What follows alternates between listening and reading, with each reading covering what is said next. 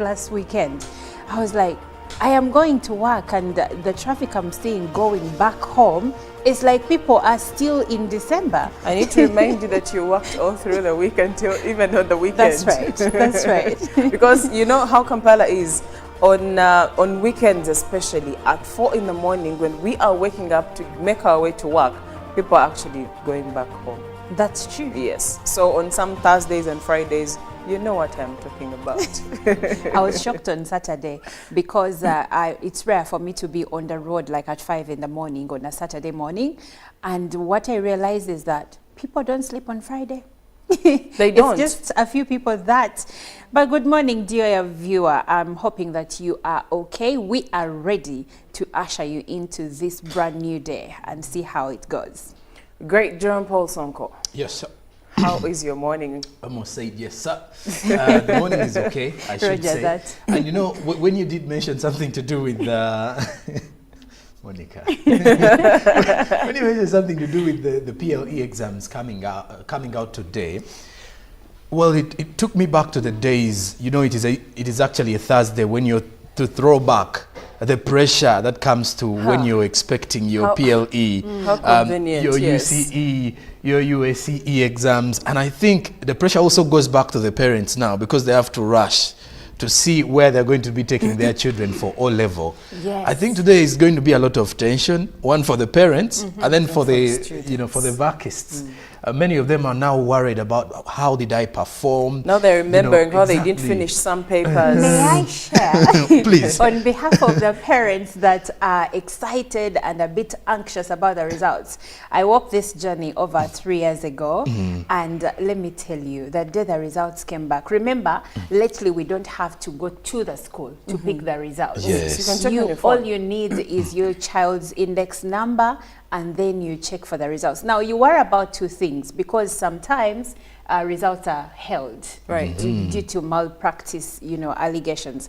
And then there is the results network. At that moment, yes. Because everyone is actually trying to. Exactly, everyone is checking for the results at the same time. So we got ours like at 1 p.m. and people. I can't. That was the best day of my motherhood because The excitement.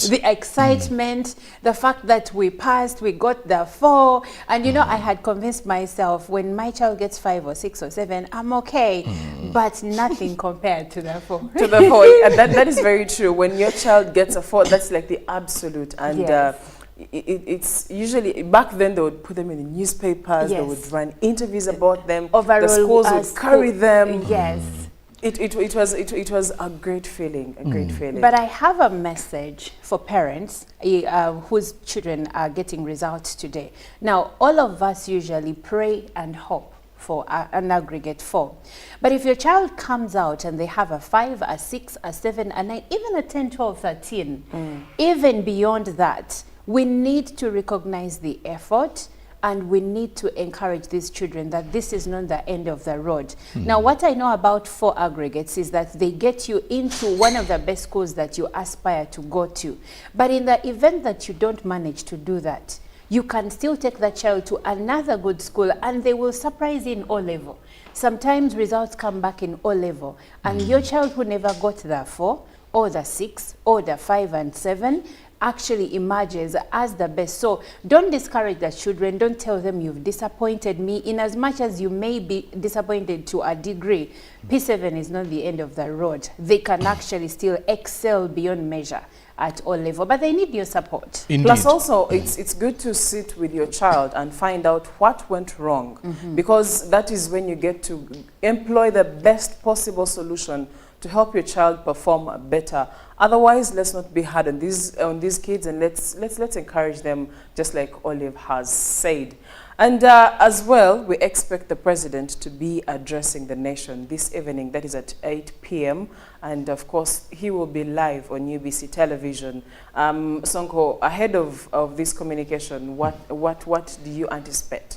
Well, I anticipate giving us an update on how the celebrations will be conducted, but also taking us back to the journey of how far the NRM government has come but I think that would be brief because it's entirely what will be filled up in his speech or address tomorrow during the celebrations, because I believe there is a lot more for the NRM government to share during such celebrations, and then also taking us through how far the country has come. So many of the expectations that I do have as well is I also expect the president to address the nation on matters to do with the post-NAM and G77 summits that we successfully hosted as a country.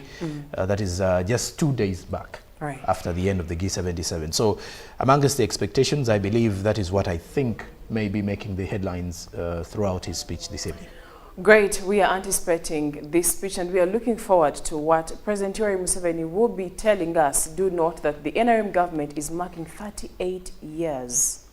And well, great to celebrate, and we are waiting for this speech anxiously, and of course also waiting for the celebrations, like I said, that will be taking place in Jinja.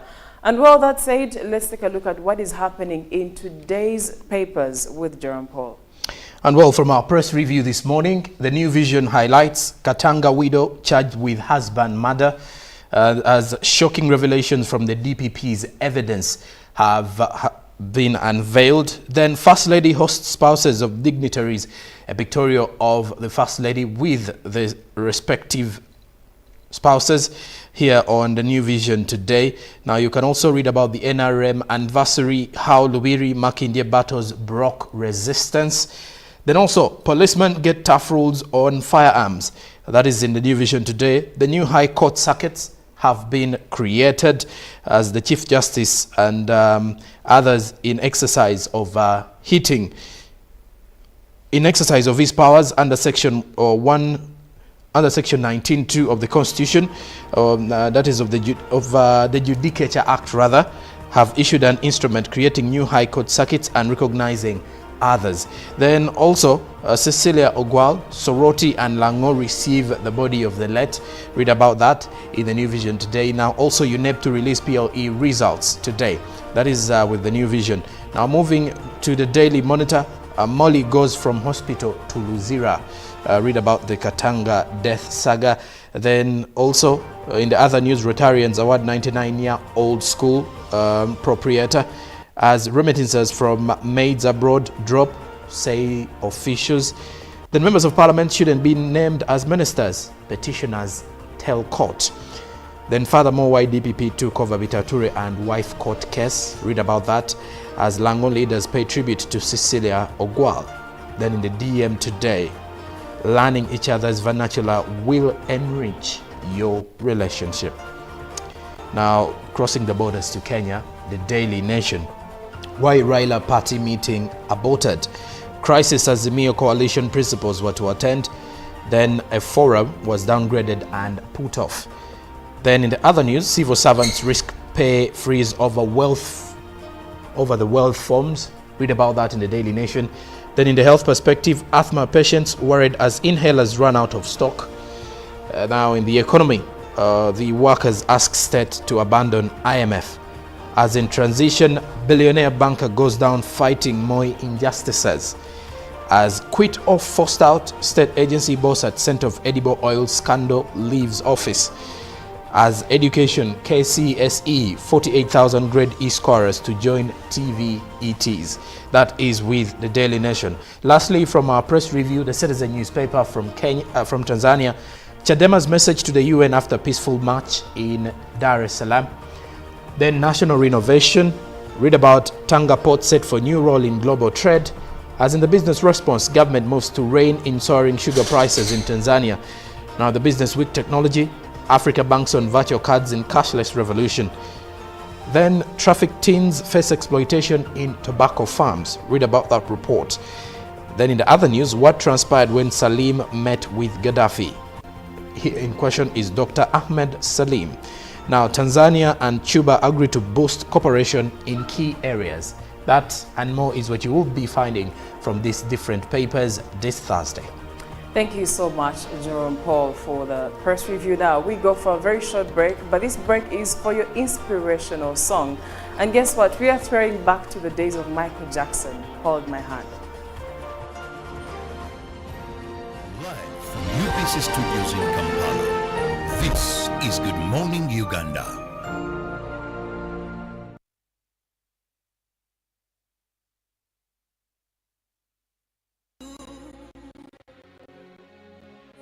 My name is Chantal Olive Akandinda. Today is the 25th of January. Thank you for staying with us and thank you for keeping it Good Morning Uganda. I hope you are holding up well. We are here to make sure that we keep you informed and inspire you this morning and this very day. On set, I am not alone. I am with Joram Paul Sonko and Olive Monica Najuma. We will be taking you all the way till the hour of 9 in the morning. Please, just remember that we have all the information that you need to keep yourself abreast with.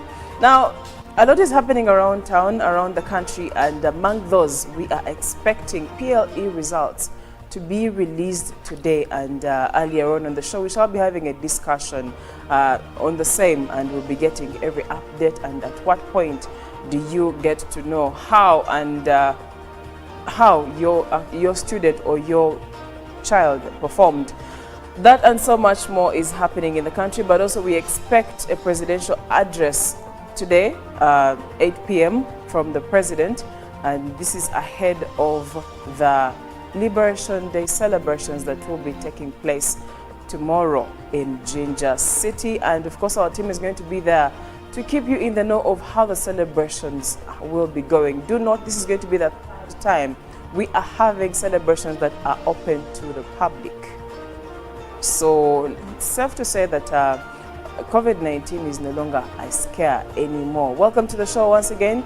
Let's see how the team is holding up, and then we can go further into the stories that you might want to keep yourself abreast with. Let me start with Olive Monica Najuma. Good morning. Good morning, Chantal. How are you this morning? I'm very well, thank you. How are you?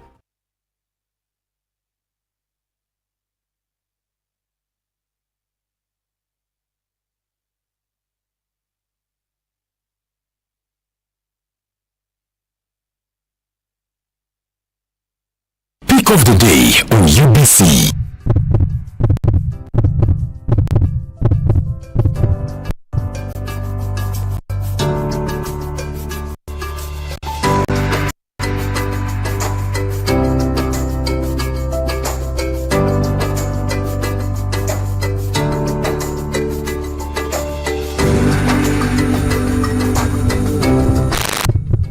Was brought to you by MTN Momo Pay is the easy way to pay. Dial 165*3# or use the MTN Momo app. You don't need cash. MTN Momo Pay is safe and free.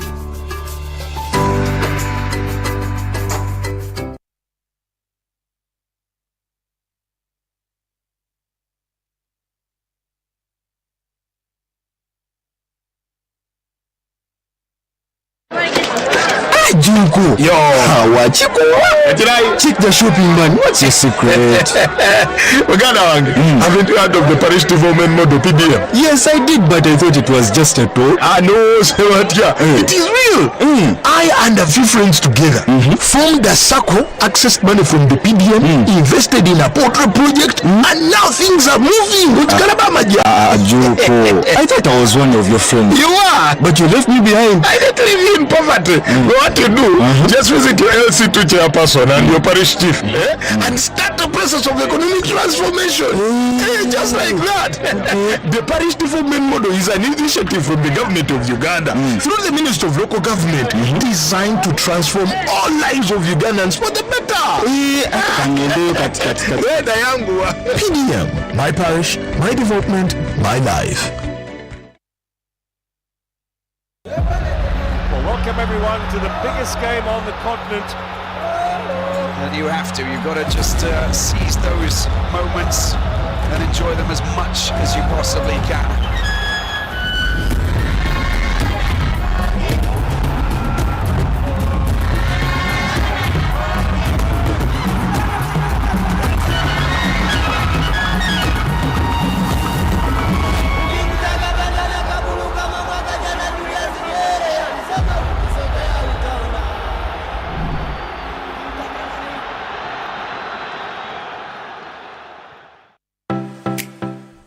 UBC is the national public broadcaster. We educate, inform, entertain, and inspire our audiences. You can watch us on free-to-air channel 001, DSTV channel 282, GoTV channel 371, Star Times channel 201, Zuku TV channel 20, and Azam TV channel 350. Even when your subscription expires, you can still watch UBC for free on your pay TV platforms.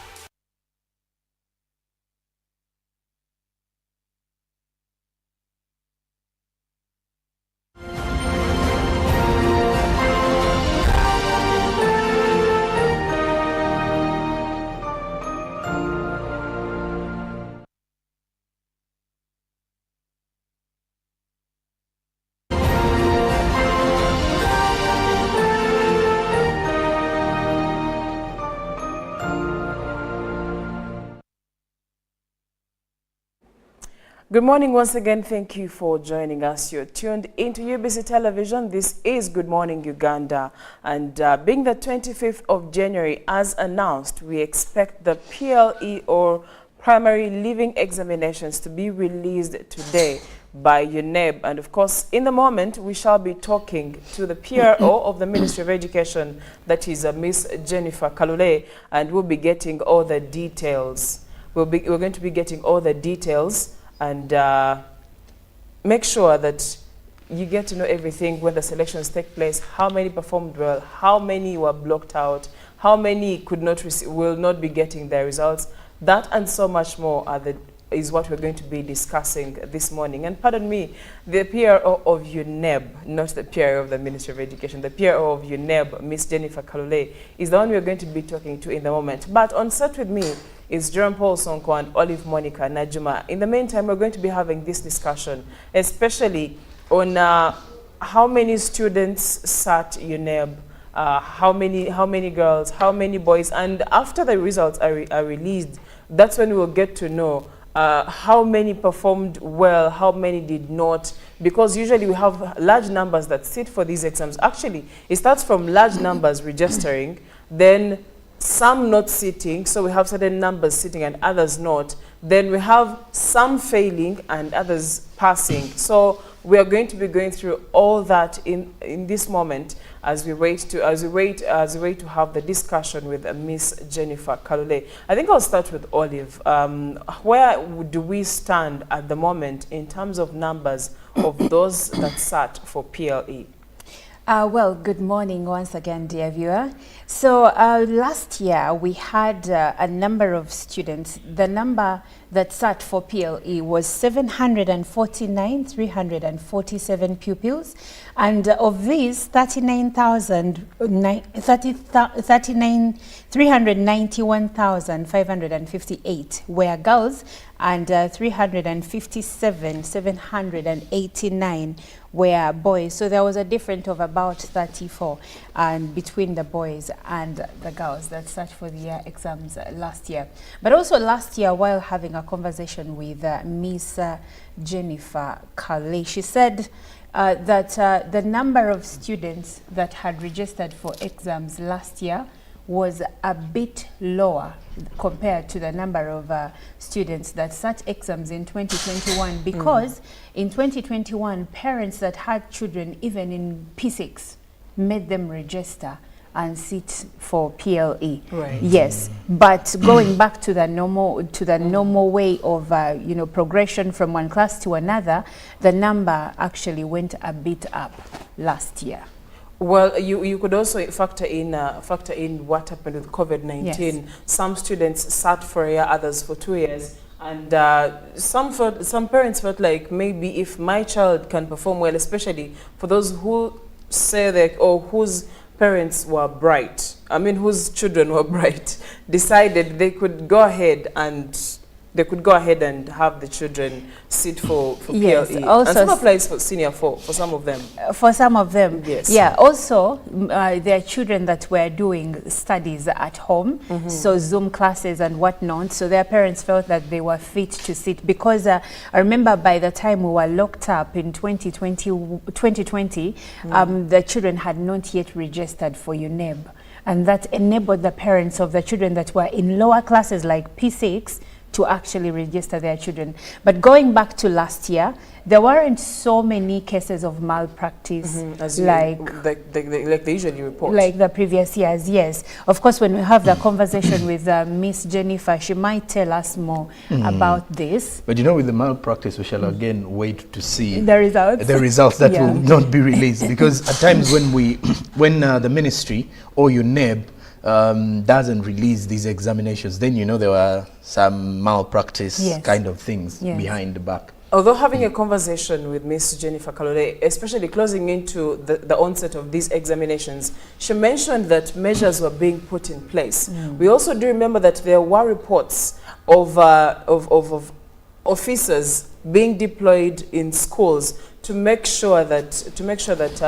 you know, examination malpractice is reduced. So hopefully, even after the examinations are released, the results are released, we see that there is been a decline in the the malpractice that usually takes place. And it's very sad that 1 or 2 or 5 or 10 students can lead to results of the whole school being withheld.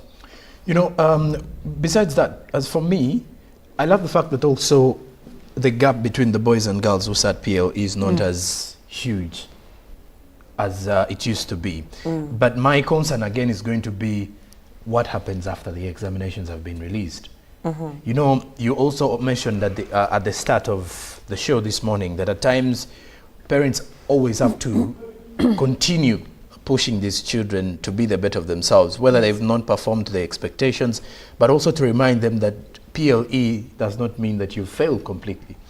And when you look at times where many societies have actually failed at, you know, looking after girl children, especially after PLE or especially after UCE, where you see the number or the rate dropping, and in most cases where the girl child fails to continue, especially in outreach areas or upcountry areas.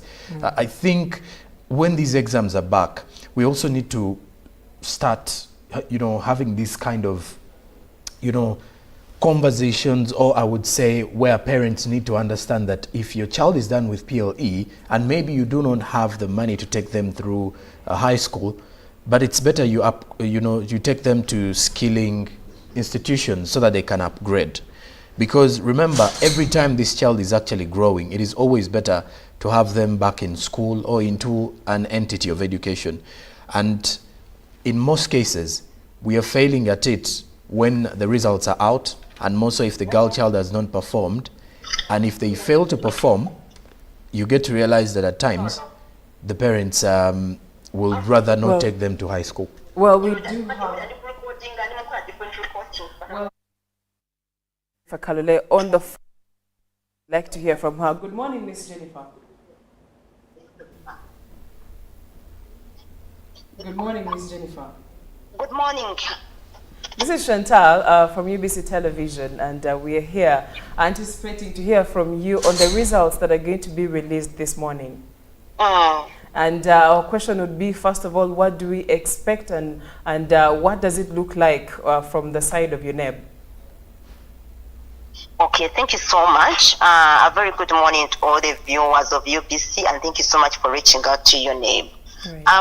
First and foremost, today we do expect the Minister for Education and Sports, Mama Janet Kim-7, to officially release the results of the 2023 primary living examinations to the country, and inform the country of, she will officially release the results. However, the details, the release statement, of course, is issued by the Executive Director, Mr. Dan Nokrach Odong.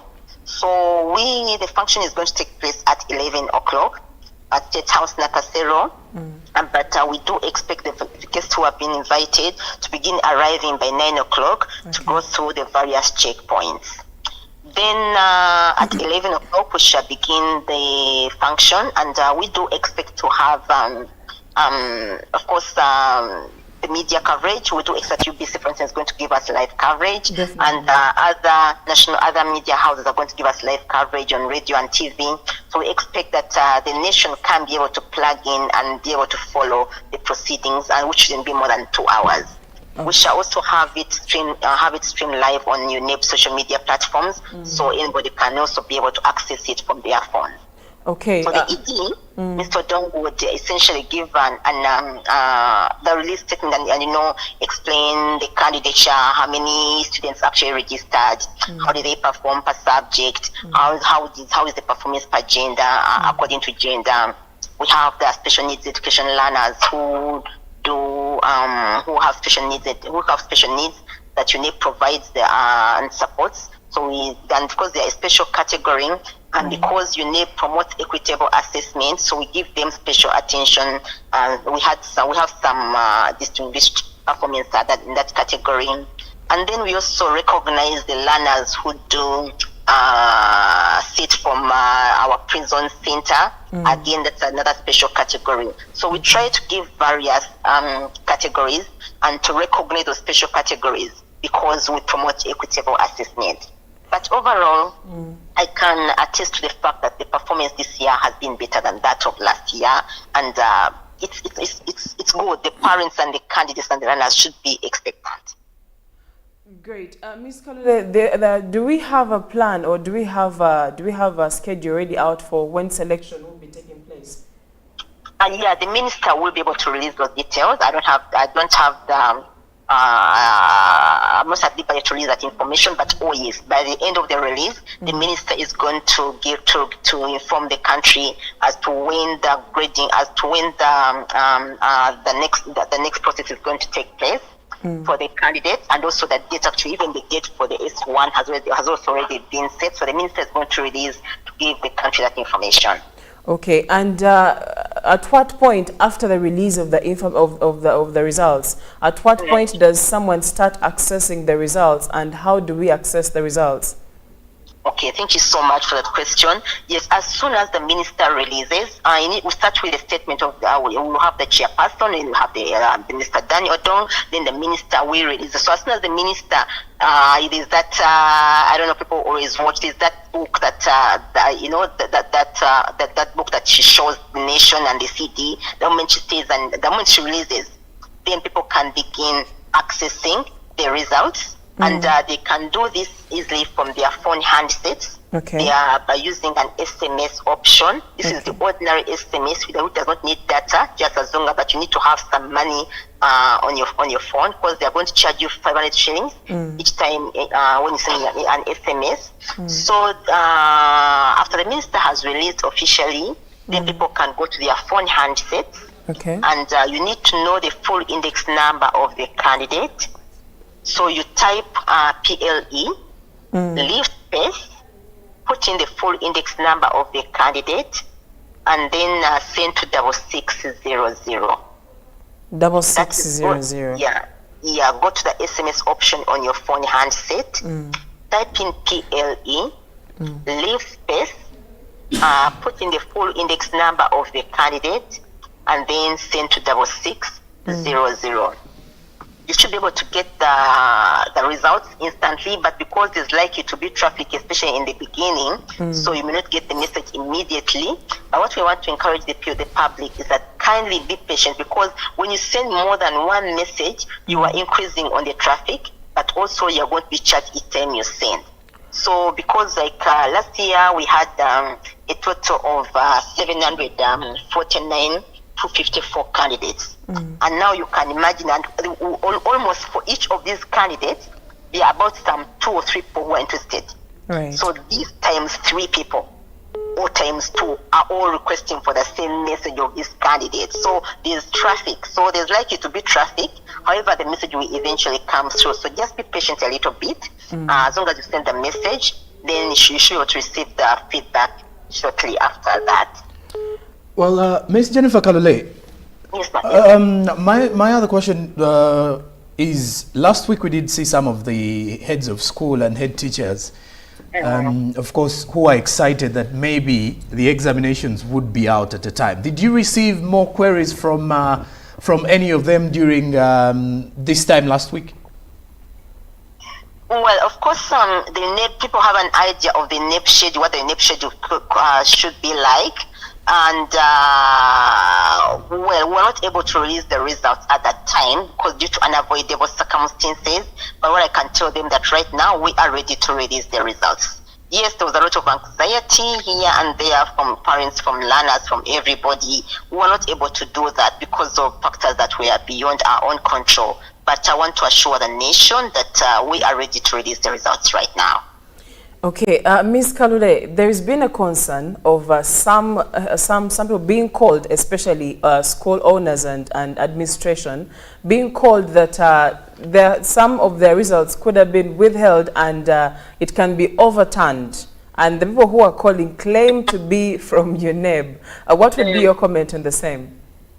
Yeah, we've gotten wind of that. We have people who are they are fraudsters who keep on, hoodwinking people and lying them. The bottom line is, if you are a head teacher and you know your school was not involved in malpractice, then you have no reason to worry. So this takes us back to the integrity and security of examinations, like we always say. So we want to, first of all, the head teachers. That means now there's cause for alarm. That is now when they are actually going to get to you and deceive you and woodwink you and all that. But if you know your school is not involved in malpractice, why should you even be bothered? But maybe now we are past that. But whatever that is, no one who is no authentic staff of your neighbor do that, because first and foremost, the UNEP staff do not even have access to that. It's because it's worked on by a security committee that even I myself I'm not on that committee. So we do not even have access to those findings to know whose results have been withheld or not withheld. But even if they have been withheld, I'm telling you, if your results have been withheld, in most cases, most of the head teachers are invited here and to defend themselves because there's a procedure. And initially, once there's been suspicion of a school, the head teachers are invited and they defend their stand. So the head teachers who have been invited, who have been suspected, they know that and they have been invited, and for the last few weeks, those are some of the quality assurance processes we've been going through. They were invited, they appeared before the committee, they did defend themselves. So where the committee thinks that the learners themselves need to come and make a defense, that is when the results are withheld, and then they will appear before a tribunal at an opportune time. So your school has not been invited, then why should you be bothered by this kind of thing? I want to ask the head teachers, let's be professional first and foremost, but also our numbers are available. Please call your neighbor. We have a toll-free line, and always please call on this toll-free line so you can get to know. Get authentic information. I expect the head teacher to be somebody somebody who is really outstanding and knows some of these procedures, because heads of centers are not new teachers. We do not, for someone to qualify to be a head of a center, you must have been a teacher for at least 5 years. So somebody who has been teaching, at least you should know some of the basics, some procedures of your name. So I want to encourage head teachers, even going forward, for UCE and for USCE, kindly do not allow to be hoodwinked. Just try and make sure that you reach out to us officially, and then we shall give you the official information. Or like you can even come over to your neighbor. I mean, this is a public office, honestly. So I want to encourage head teachers not to allow to be hoodwinked by fraudsters. But also, it gets back to our own integrity. It's only the guilty who are afraid. So if you know that you got our children involved in malpractice, then maybe you have cause for alarm. But whichever way, UNEB is a public institution. Please come and talk to us. Don't just give money to imposters, because nobody, who are you going to give money in your name? That is just an imposter, for Christ's sake. The procedures for paying your neighbor, all UNEB payments are done online. So just know that. If someone tells you to pay, just tell them, okay, give me the merchant code. And then you see them just, shy away. Well, at least that has been handled, because very many people in the past especially have been victims of such scenarios. Maybe just to help someone out there, you could help us with a contact, especially the toll-free line that they could use to call just in case something like this happens ahead of the results to be released. Yes, please. you can call our toll-free line. Our toll-free line is 0800 211 077. Okay, if I got it right, it's 0800 211 077. Yes, and then another one is 0800 111 427. 427. And with that contact, I can get in touch with someone who would help me understand whether it's actually true or not my results have been withheld. Does this also, can this number be used by maybe students or that would like to also clarify something? Or this is for only head teachers? Anybody can use that, or they can send an SM, or they can send a WhatsApp message, or mini WhatsApp message. We also have a customer care line which they can call and send a WhatsApp message. This is 0760 0760 731 731 261. 261. Another one is 0776 0776 86 86 55 55 56. 56. Yes, ma'am. Okay, thank you so much, Miss Jennifer Kalule, for speaking to us, and we are looking forward to today's event, and also looking forward to hearing from you as well after the results have been released. Please, in time. And thank you so much for the opportunity. Good morning. Okay, good morning. Well, that was Miss Jennifer Kalule on the phone, and what we know so far is that 11 in the morning results are going to be released at State House in Entebbe by the Minister of Education, that is the First Lady. Should I say First Lady or Honorable First Lady? First Lady. That is Miss Janet Kataha Museveni, and she'll be releasing the results at around 11 a.m. So we anticipate after that, the event, according to the program, might run for about 2 hours. So look at around 1:30 if you're really in a rush, around 1:30 or 2 p.m. to start sending those messages to try and check for the results. There is no if. There is no question of if, because I can assure you that parents are some will even start parents are more anxious than the students, the pupils themselves. Yes, yeah. And just to let you know, there is an SMS option before you think about going to the school. There's an SMS option for you to be able to access the results, and you can just make sure you know the full index number of your child, and you just have to type PLE, leave a space, put the index number, and then send your message to 6600. Please make sure you have minimum 500 shillings on your phone as airtime to be able to send this message, and be patient to wait for these results as they come in. Sonko, you've been in a place where you are anticipating the results. What is that? What is that moment that you dread the most?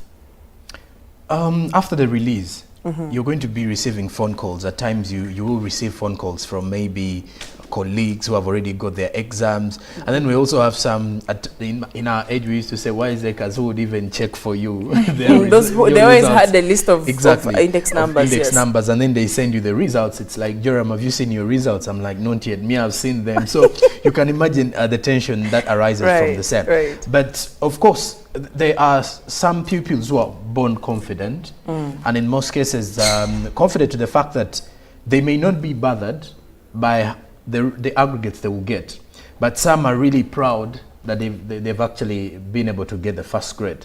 However, in most cases, obviously we all want to perform well. Yes. Regardless of whether you've not done the best in exams, you still have hope that you will overperform, or somewhere somehow an angel will come and make some changes on D-Day.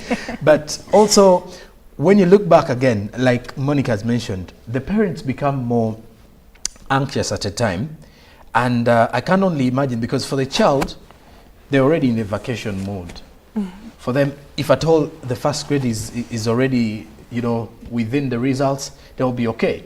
Now the pressure goes back to the parent. Now you're imagining the stress that is coming up for high school, admission fees. You're looking at which school can I put my child into. That kind of pressure at a time, it starts accumulating. Reality starts kicking yes, in. because as a parent, you do not want your child to go to, for example, if you're in the capacity of taking care of this child or making sure that you can afford any school, the pressure that you have now, have they performed according to the cutoff points that are highly expected from that school? Right. Now that is where the pressure comes in. Now again, afterwards, even the children themselves also yearn for certain schools. Now, what if the results do not match with it? Now, again, that is where the conflict of loyalty comes in. You're like, should I take them to this school? Should I take them to this one? To the one they want. The one they want, or should I take them to the one I can afford? So it is I really, want to hear from Olive, especially at that moment. Did he end up in the school he wanted or the one you wished for him? Okay, so now what happened was that we, for some reason or another, did not give a first choice to the school that we had dreamed of all through. And yet he performed and could get that school. Yeah, and it was never a question of whether he could or couldn't. It's a long story, but anyway, he ended up still in one of the best schools in the country. And this school is a private school, but it is the top performer, especially in O-level, or it's been the best, like on the front line for like the last 5-6 years. Right. And for it is, you have the boys, its cutoff points are 5, and the girls 5, the boys it is 4. Strictly. So no, the boys it's 5, the girls I think it's 6, something like that. And he was able to get through. It is really tight these days. It is with really, the cut-off points. Exactly. And do you know there are schools, what you'd call the Ivy League schools of Uganda, where your child will actually get 4 aggregates, but the number is high, and the school ends up sending them over to another school. Exactly. Actually, they used to do that. They, if I'm not mistaken, they used to call it selling you to another school. Yes. Yes. So what parents need to know, the minute you get the results, you don't have to waste any time. The minute, because the minister, by the time the event ends, the minister will also have informed the country on when the selections are starting. So when the selections are starting, get to know the venue, get to know the time, be there on time, so that you do not lose the opportunity for your child to go to the school of your dreams. But in the event, like I said earlier, in our parting in shots. in the event that child did not get 4 or 5 or 6 to be able to get into the school that you wanted, say it was King's College Budo, or it was Gayaza High School, or Namiriango College, any of those schools, if you're not in position to get into those schools because of the aggregates they got, please do not lose faith. Take them to another equally good school, encourage them, get them all the scholastic materials they need in the next 4 years, and who knows, they can join that school you want in A-level. A fun fact also, it is the telecommunications companies and high schools or secondary schools that are going to benefit from this window a lot in terms of monetary. Fun fact, yes. Of course.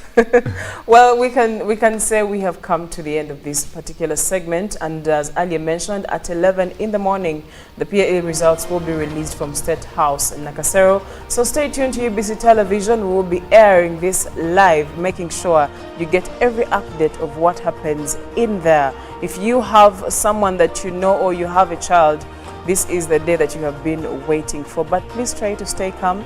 At the end of the day, it's already done. You know, we may not be able to change so much. Thank you for staying with us. Good Morning Uganda continues. Still the hour of 9 a.m. Coming up is Tourism Express.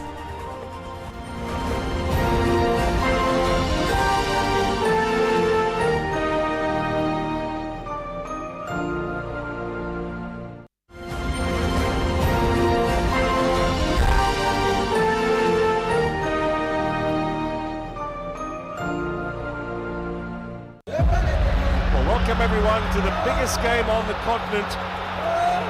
And you have to, you've got to just seize those moments and enjoy them as much as you possibly can.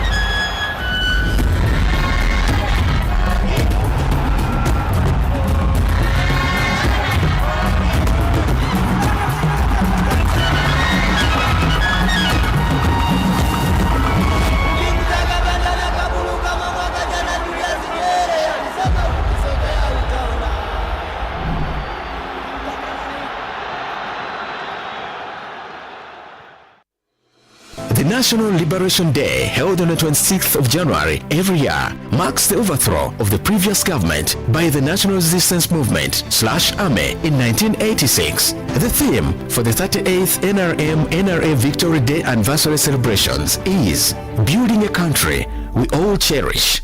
On Friday the 26th of January 2024, all roads will lead to St. John's Secondary School Wachitaka in Jinja City, Church of Uganda grounds for the anniversary celebrations. Don't miss the celebrations live on UBC. Junko. Yo. Wachiko. Check the shopping man. What's your secret? Uganda, haven't you heard of the Parish Development Model PDM? Yes, I did, but I thought it was just a talk. No, it is real. I and a few friends together formed a circle, accessed money from the PDM, invested in a portrait project, and now things are moving. Junko, I thought I was one of your friends. You are, but you left me behind. I didn't leave you in poverty. What you do, just visit your LC2 chairperson and your parish chief and start the process of economic transformation. Just like that. The Parish Development Model is an initiative from the government of Uganda through the Ministry of Local Government designed to transform all lives of Ugandans for the better. PDM, my parish, my development, my life.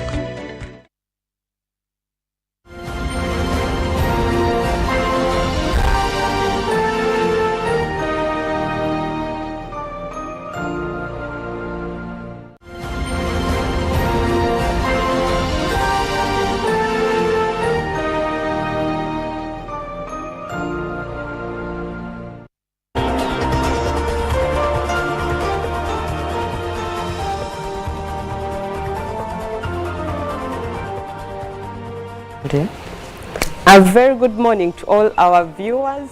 This is the GME Tourism Express, and we are hoping that you're having already a good morning.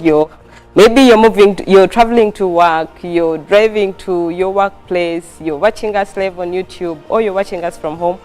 You're doing the right decision to stick around as we take you through the world of tourism to talk about everything that you would need to inspire you through that day so that you have some tourism talks and probably maybe make that right decision and decide to take a trip or take on the Pearl of Africa.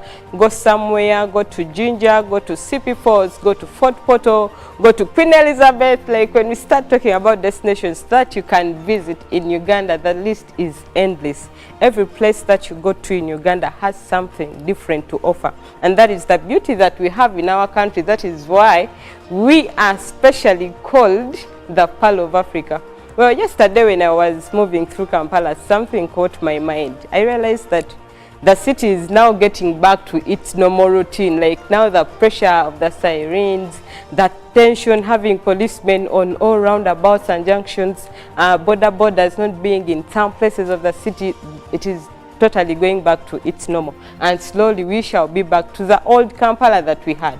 But my question is, as you people that you witnessed all this, the Kampala that we had during the NAM summit and the G77 summit and the Kampala that we had before, or the one that we are slowly going back, which city should the tourist visit, or which city would the tourists really want to visit? Is it the one where we have street vendors, just one selling tomatoes and the other one is just passing by? Like, what do you think? What are your views about this? By the way, we can keep on sharing this on all my social media handles.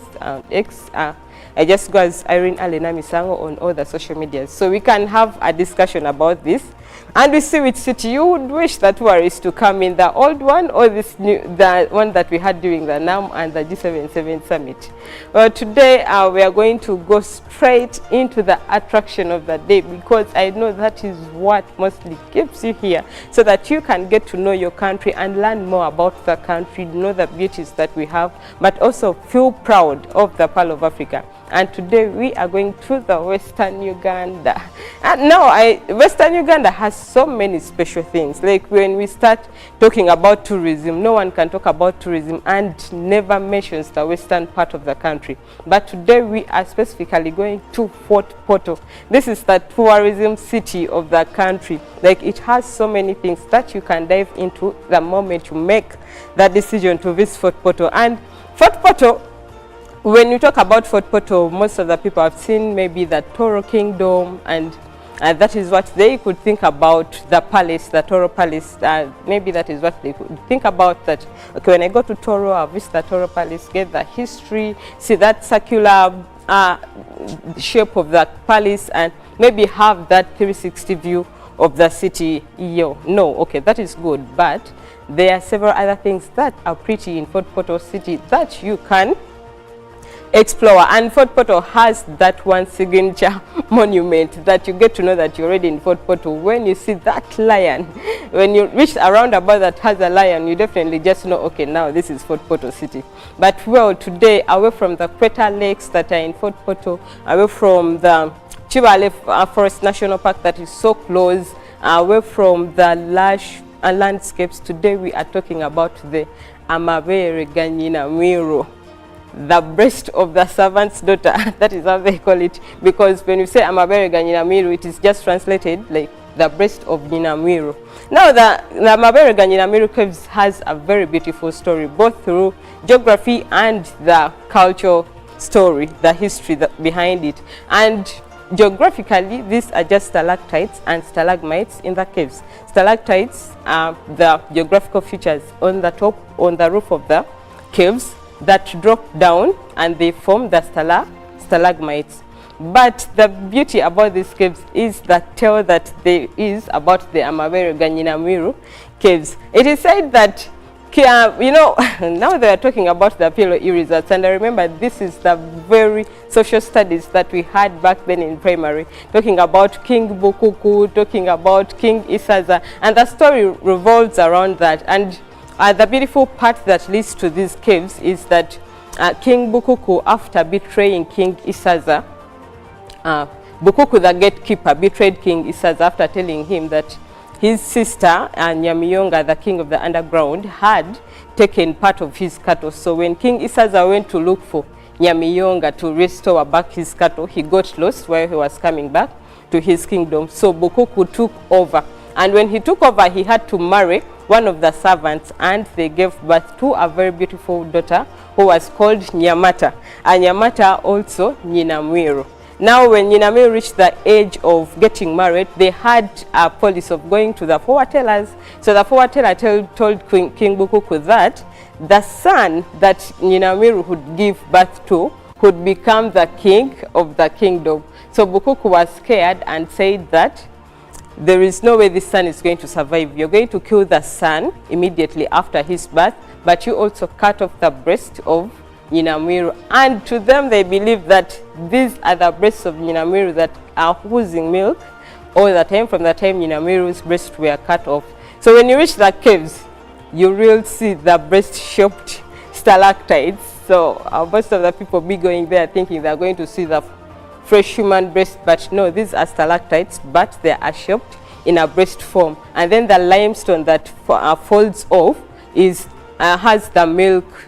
Okay, it looks like milk, so you could think it is the real breast that is falling off milk. But when you're having a hike to the caves, you can also meet the Nyakasura Falls. They are very beautiful. You hear the sounds of the falls just like meters away from the caves, and this is all beautiful, like just being in that natural setting, having sounds of waterfalls, sound of birds, and then just walking on sepal rocks, hiking through the rocks. It is all an amazing experience, and Amabere Ganyina Miro is one of those spots that you shouldn't miss when you visit Fort Portal. The good thing about it is that so many Ugandans have really taken up this destination. It is very rare to find a Ugandan who says, or who has taken up that part of exploring the country and says that I've never been to Amabere Ganyina Miro. So if you have not been there, please make it a point to go to this destination at least this year. You can say that maybe around Easter, I'll take a 3-day trip to Fort Portal and go explore the very many beautiful things that Fort Portal covers in terms of tourism. And then you know, why is it called the tourism city of the country? Well, that is it that we had for you about Fort Portal, specifically Amabere Ganyina Miro Caves. And just going into the travel tip of the day, it is still simple.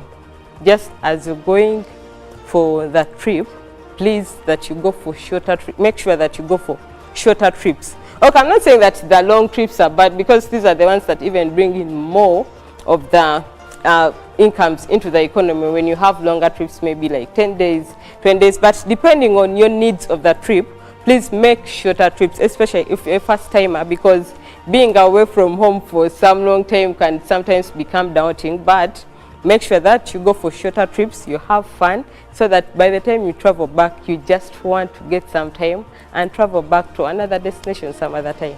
Thank you so much. I am Irene Alena Misango. This is the GME Tourism Express. Next is a tourism update with Joram Paul Sonko.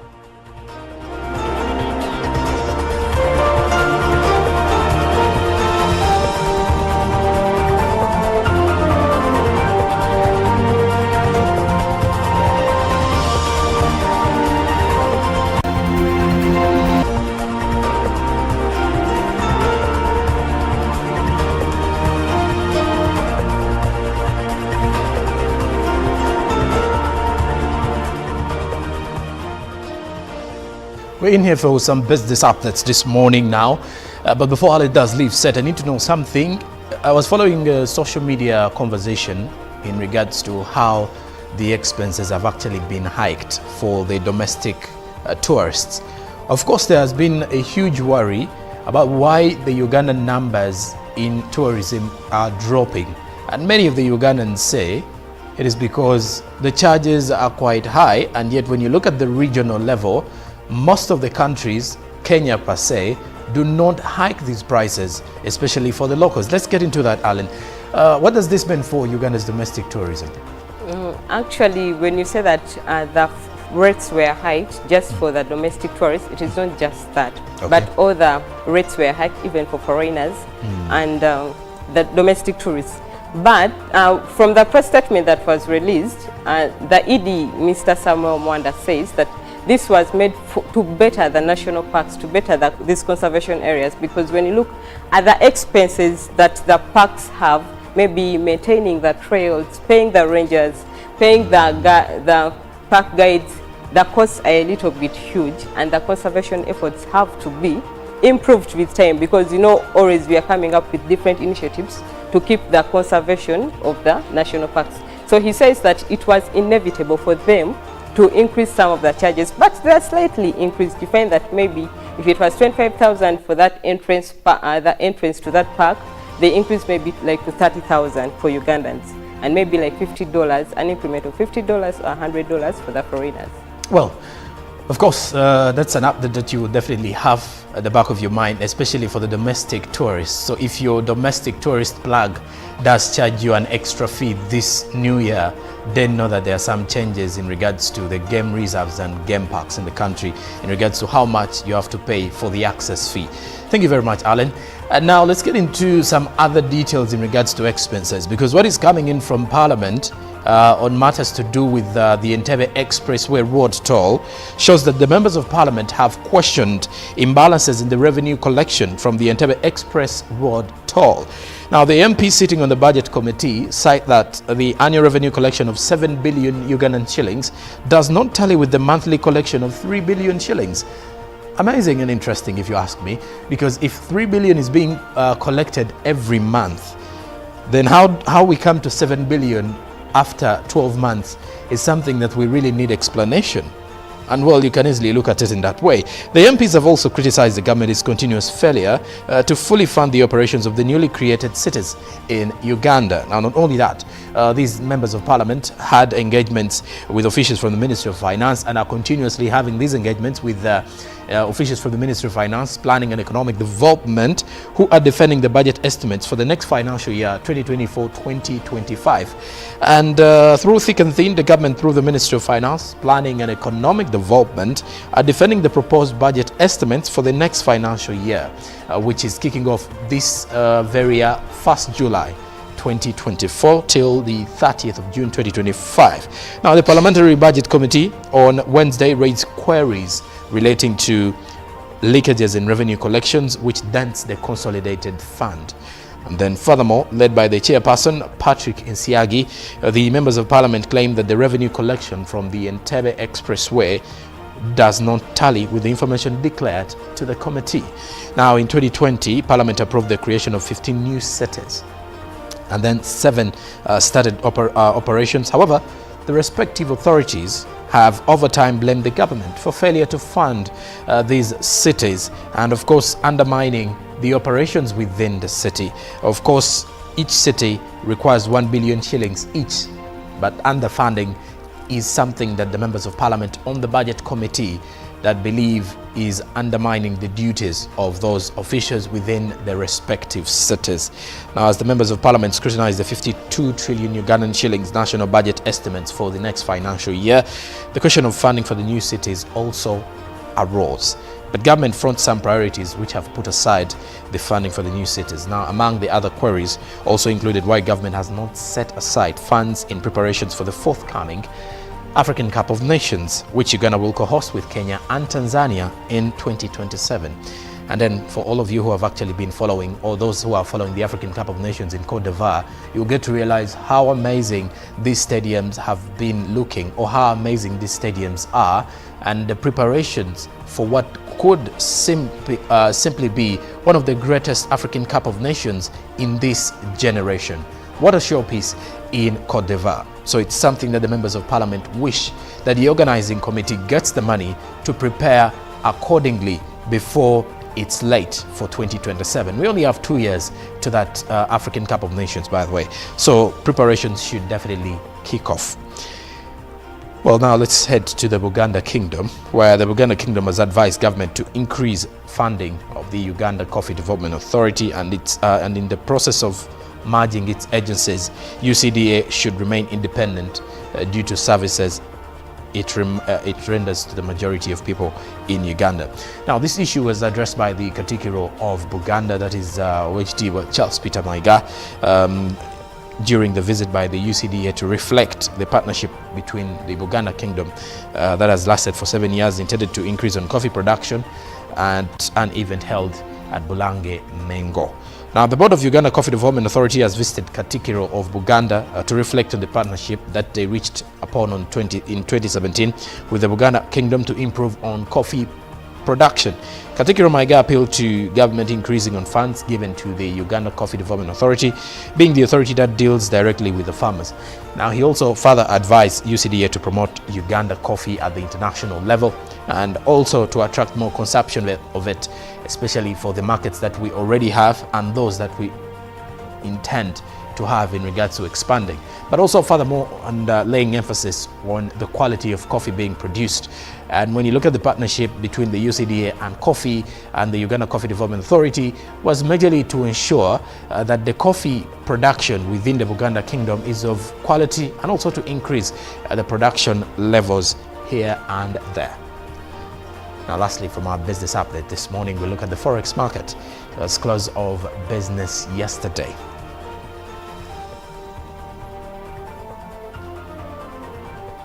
Well, now looking at the opening time, the US dollar was buying at 3,807.58 while selling at 3,817.58. By midday, the US dollar was buying at 3,809.38 while selling at 3,819.38.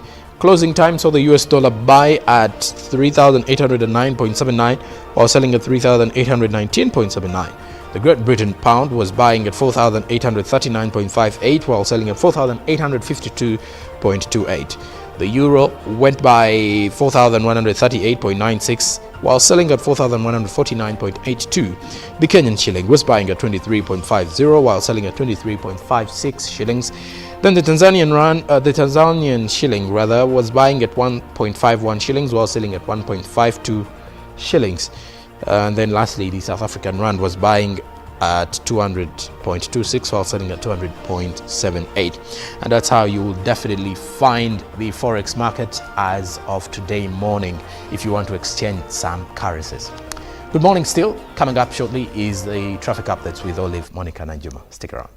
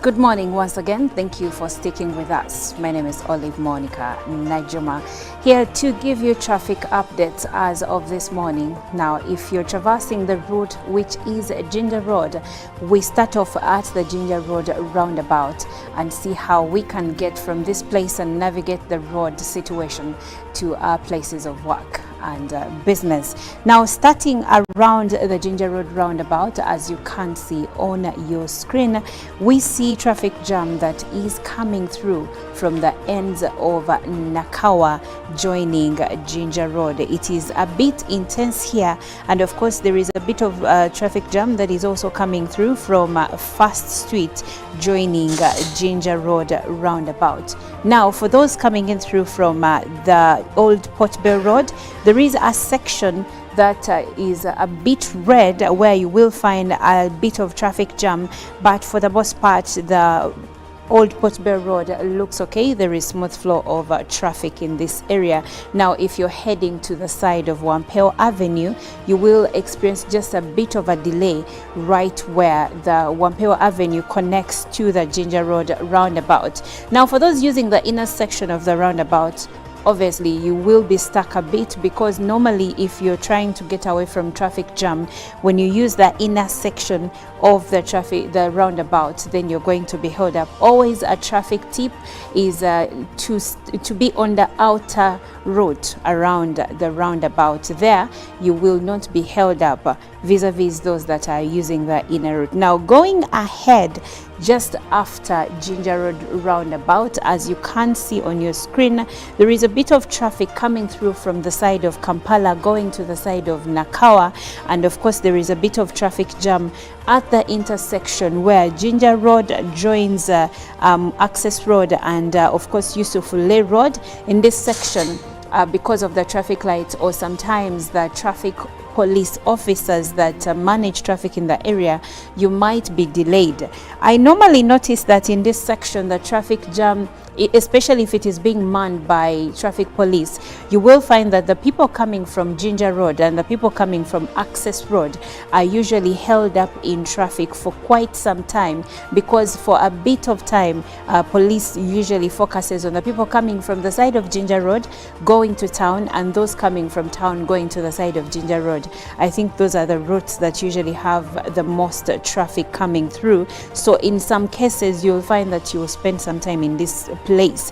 But moving on, just after the roundabout and this intersection, now Ginger Road looks okay up until the area that has Station Road joining Ginger Road, right where Victoria University is. Here you may experience a bit of a delay, and of course looking at the other roads in the area, we see that Parliament Avenue actually looks okay. There is smooth flow of traffic over there, and looking at other roads in this area, now we transition into Kampala Road, and at least here where Ginger Road transitions into Kampala Road, there is smooth flow of traffic up until the traffic lights that take you to Entebbe Road. Now here you will experience a bit of a delay, and going ahead on Kampala Road, we see that there are orange zones everywhere along Kampala Road, so you will be delayed in this area,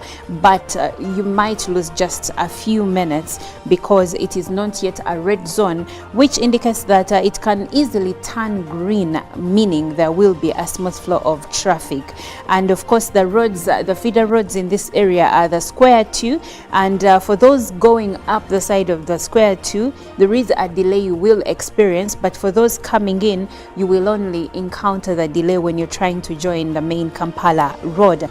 Now moving ahead still, we see that the Square 1 has a bit of an orange zone here, so that it means that it will cost you some time. Now looking at Johnson Street as it gets off Kampala Road, there is smooth flow of traffic in this area, and when we follow Johnson Street and reach the area where it connects to William Street, there we will experience some delay as evidenced by the orange zones that you're seeing on your screen right this minute. Now looking at other roads still in this area, Let's see how Nachivubo Road looks like.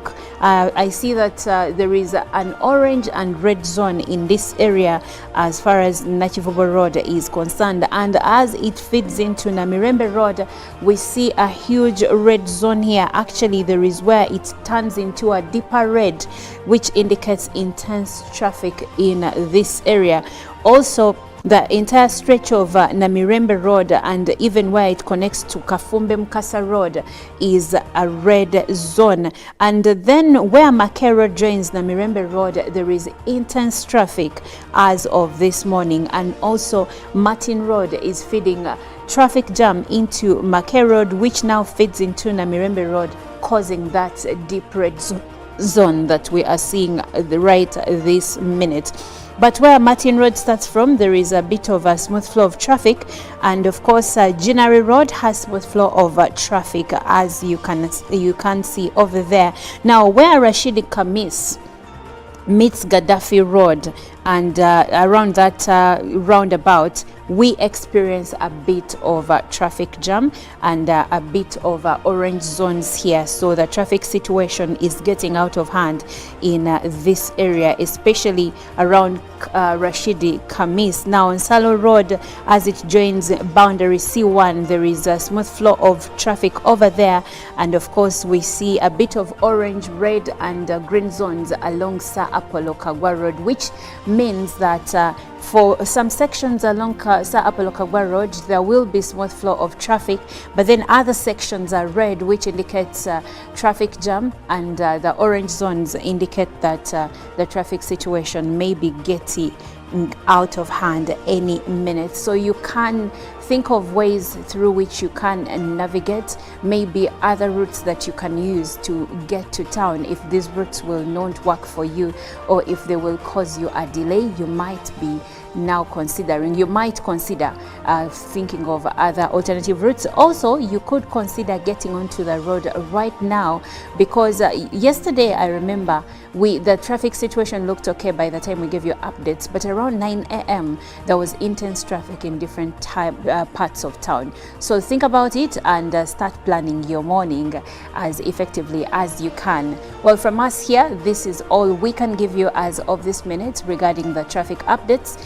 We have agenda coming up next. I'll be here tomorrow to get you through the road again. My name is Olive Monica Najuma.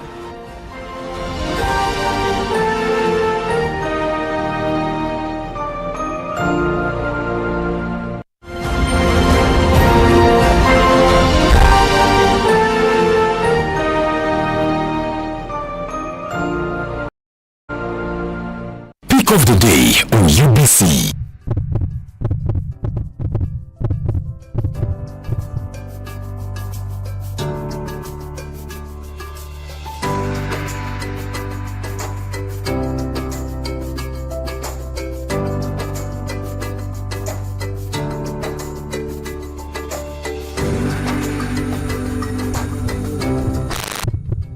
Was brought to you by MTN Momo Pay is the easy way to pay. Dial star 165 star 3 hash or use the MTN Momo app. You don't need cash. MTN Momo Pay is safe and free.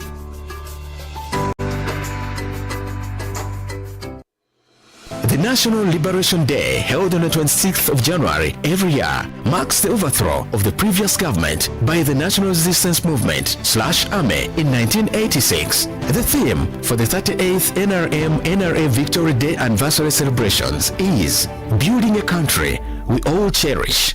On Friday the 26th of January 2024, all roads will lead to St. John's Secondary School Wachitaka in Jinja City, Church of Uganda grounds for the anniversary celebrations. Don't miss the celebrations live on UBC. Well, welcome everyone to the biggest game on the continent. And you have to, you've got to just seize those moments and enjoy them as much as you possibly can.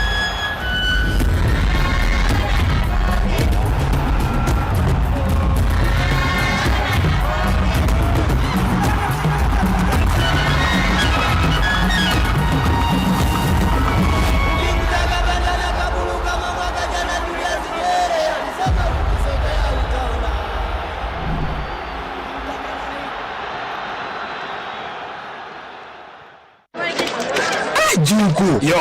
Wachiko. Check the shopping man. What's your secret? Uganda wange. Haven't you heard of the parish development model PDM? Yes, I did, but I thought it was just a talk. No, Sewatia. It is real. I and a few friends together formed a circle, accessed money from the PDM, invested in a poultry project, and now things are moving. Joko. I thought I was one of your friends. You are, but you left me behind. I didn't leave you in poverty. What you do, just visit your LC2 chairperson and your parish chief, and start the process of economic transformation. Just like that. The parish development model is an initiative from the government of Uganda through the Ministry of Local Government, designed to transform all lives of Ugandans for the better. PDM, my parish, my development, my life. UBC is the national public broadcaster. We educate, inform, entertain, and inspire our audiences. You can watch us on free-to-air channel 001, DSTV channel 282, GoTV channel 371, Star Times channel 201, Zuku TV channel 20, and Azam TV channel 350. Even when your subscription expires, you can still watch UBC for free on your pay TV platforms. The cardinal role of a government is maintaining law and order, safeguarding citizens' rights, and providing essential public goods and services. Throughout its tenure, the government has consistently upheld these principles. This foundation creates an environment conducive to delivering crucial social services to citizens through diverse approaches such as taxation, strategic budgeting, and effective policy implementation. A transformative education system, advancing healthcare provisions, enhancing social welfare, and propelling infrastructure growth, all of which continue to evolve daily to cater to the population's expectations. Supported by a meticulously organized network of ministries, government remains committed to serving its citizens. Coming soon on your public broadcaster, The Front Bench, your interface with the government every Monday at 8:30 p.m. with Joram Paul Sonko, only on your public broadcaster, UBC, inspiring Uganda. Live from UBC Studios in Kampala, this is Good Morning Uganda.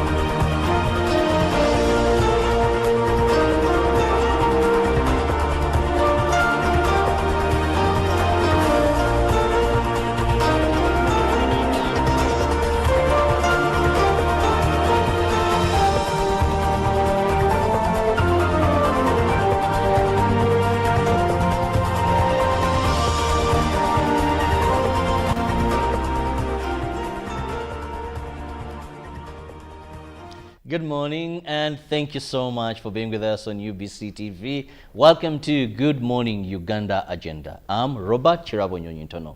Cannot get tired of thanking you for always making UBC a TV of choice to start your morning. Now I know the Fantastic Three have really ushered you in, and I come in also to ensure that we keep you informed of what is happening. Now we are looking at issues that affect us as Ugandans. I'm Robert Chirabo. Now today we want to look at a group of Ugandans, very, very instrumental in the health sector, but sometimes not so much is given to them. We want to look at the plight of nurses and midwives in Uganda. You know, at one time we had statistics that we lose 14 women every day who die while giving birth in our country. And of course, many of these of late give birth in the hands of professional midwives or doctors or medics, you might say. Now, joining me this morning, I have the new president of the Africa Federation of Nurses and Midwives, but also doubles as the president, Uganda Nurses and Midwives Union, Cherop Justus Chiplangat. Congratulations. Thank you. Morning and Morning. welcome. Thank you. Cherop, to begin with, Uganda, we are now heading or chairing NAM. That's the non-allied movement. We are chairing the G77 plus China. And we at the same time, because as this conference was going on, you were also, another one was going on the side. But how does it feel that now, you know, I've never been in this international cheering. I want to know from you for a start. How does it feel that you're now heading this federation that brings together nurses and midwives across Africa? Yeah, well, thank you very much, presenter, and thank you for welcoming me here. First of all, I want to thank Almighty God, and I thank you, and I thank all people of this country, and more especially, I want to thank the nurses and midwives for their work they do, and also participating actively in socio-economic welfare of everybody in this country, because if a nurse is well off and attending to patients, people get well and go back home and do some good productive work. To be the president of the nurses is just like any other leader, where nurses come together and they elect you and they choose you and say, please, you can lead us because of some qualities you have. And then to be the president of Africa Federation of Nurses and Midwives, it is also a blessing that some qualities you discharge some qualities and they said, no, look, this federation should be spearheaded by so and so. And if you have a vision for development, vision for your colleagues, vision for now I see those the words, profession. vision. Yes. So if you focus forward, somebody will say this idea is good. I thank the people of the NAM and the G77 of China electing the president to lead, because they saw Uganda is stable. Now Uganda has no problem. Even when I was elected here in Uganda last month, actually I was the first to be elected as to lead the federation for the 3 years coming, because they saw Uganda is doing very fast, growing very fast, and the security stable. Because you cannot elect a country where there is chaos to head an institution. So that's how we were elected.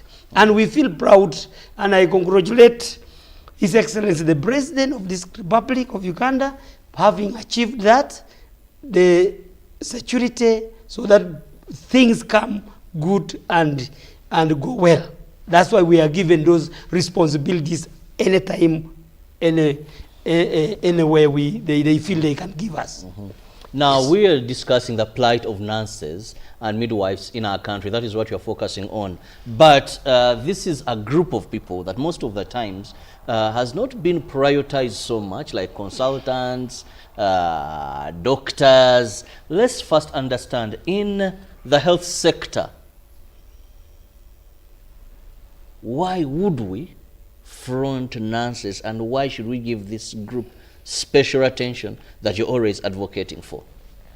Yeah, well, thank you very much. You know, it is just unfortunate that we are marginalized. We are a huge group of people, huge profession. Of all professions, we are very many, and we do huge work.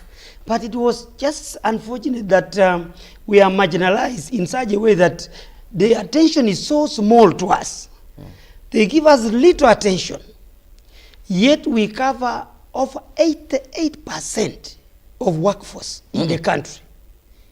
In the health sector, we are the majority. So majority are nurses. Majority are nurses. In the health sector. Yes. If you look at the population now, where the Ministry of Health and recruited and Ministry of Public Service, we are around 29,000. Oh. Nurses in public sector. That is only in public sector. 29,000. 29,000. And if you look at the doctors, they are 7,000. Look at the lab, they are close to 2,000. Pharmacists close to 1,000 something. So you see the huge. So we are 29,000 in health sector. Actually, the budget, the huge budget in health comes to us. But we are paid meager salary. I don't know why it happens like that.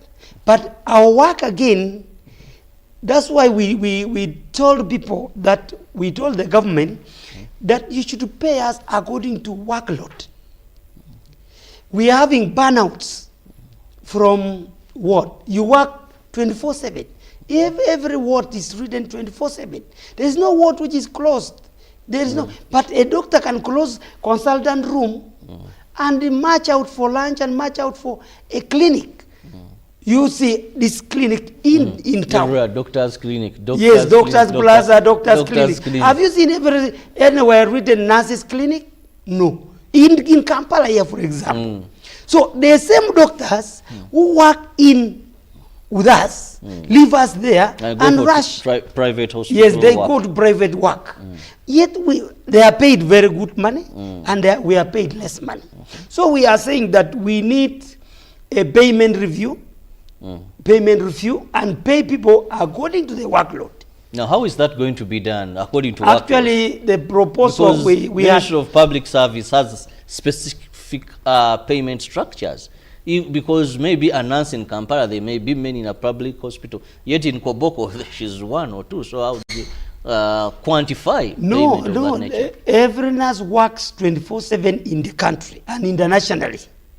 I gave you an example of Canadian nurses.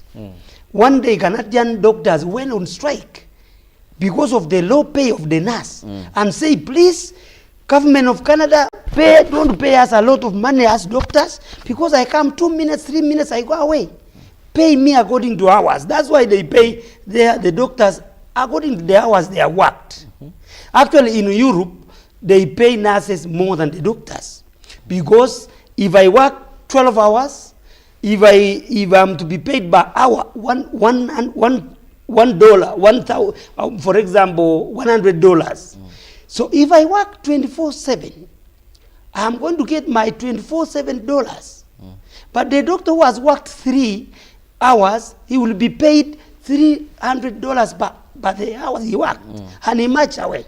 And good enough in Europe, you can work here 3 hours, work another hospital 3 hours, work another hospital. At the end of the day, you get huge amount of money, you part job. So now, we have proposed to public service. And last week we had a meeting in with the public service. We want a salary review commission. A commission should be set, independently appointed by the president, and this committee is purely for salary review. Imagine like legislators, they go to parliament.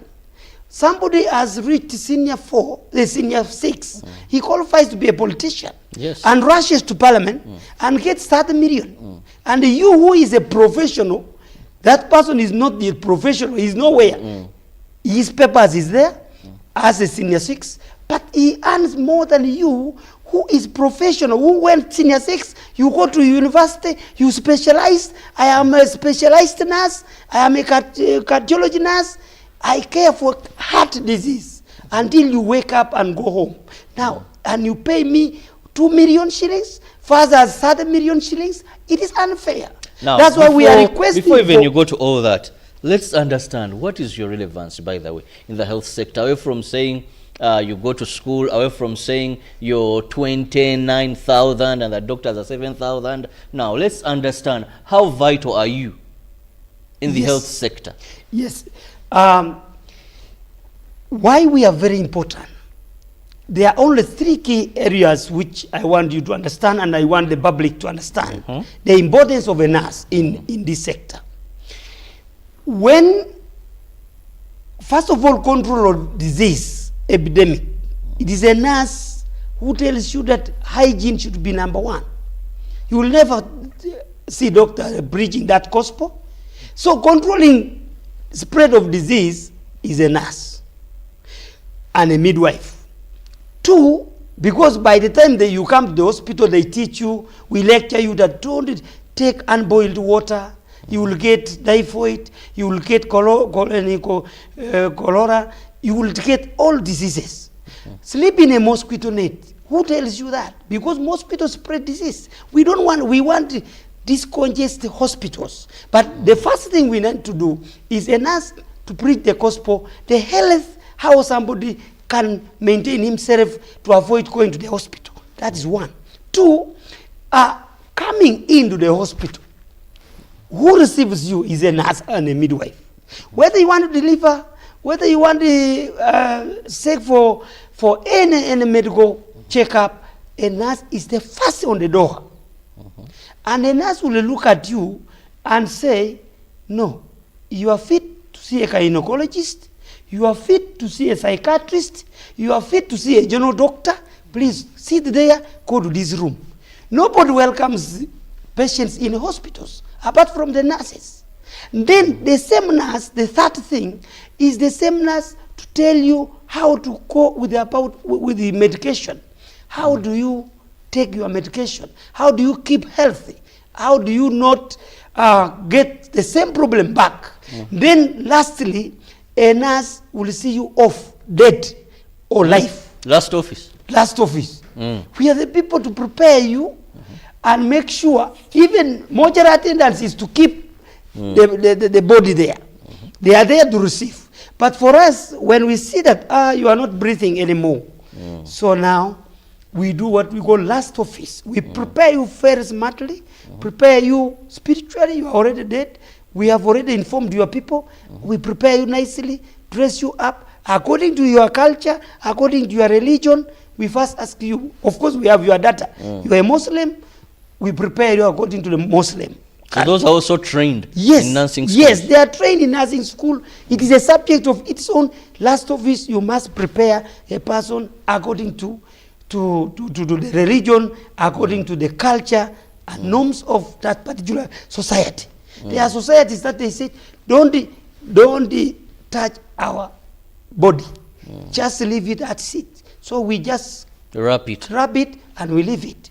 Others say prepare, then we close the nose, we clean the body. Please don't go to that office. Yes. Yeah, don't go to that office. So that is the last office. Yes. Yes. So now, what is the relevance of a nurse? Those are kind of things that a nurse should be treated as a person or a profession who has qualities and needed respect. I am hearing now, you see here, my nurses are being arrested. They accuse them. They accuse them of stealing drugs. They accuse them neglect of duty. If they vandalize a hospital, must I be a security of the hospital? No. Now they stole a panel, a solar panel, and somebody, as a RDC politician, comes and arrests a nurse and say, please, you go in because you are in charge of this place. Now, must I have gone out? I am delivering a baby, a mother in labor suit, and somebody is vandalizing outside there. And our health facilities are not fenced, and even security people are not there. And they arrest you, and they refuse you to get the remand, the bail. That is unfair for this government. It is a right. That is a very big. Now I have a case here in Moroto. I have a case in Moroto. There is a nurse who was arrested last week, and they have refused her bail.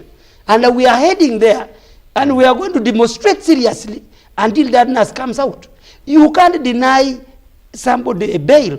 Which is a constitutional right. Constitutional right. If the file is not yet ready. And I'm appealing to the government, I'm appealing to the president, I'm appealing to any security organ to look at Moroto RDC, Moroto security officers, Moroto councillors, please release the nurse bail and we battle the case in court. In courts of yes, if the nurse is wrong, we hand ourselves to the court. Or hand over to court. Yes, we hand over to court.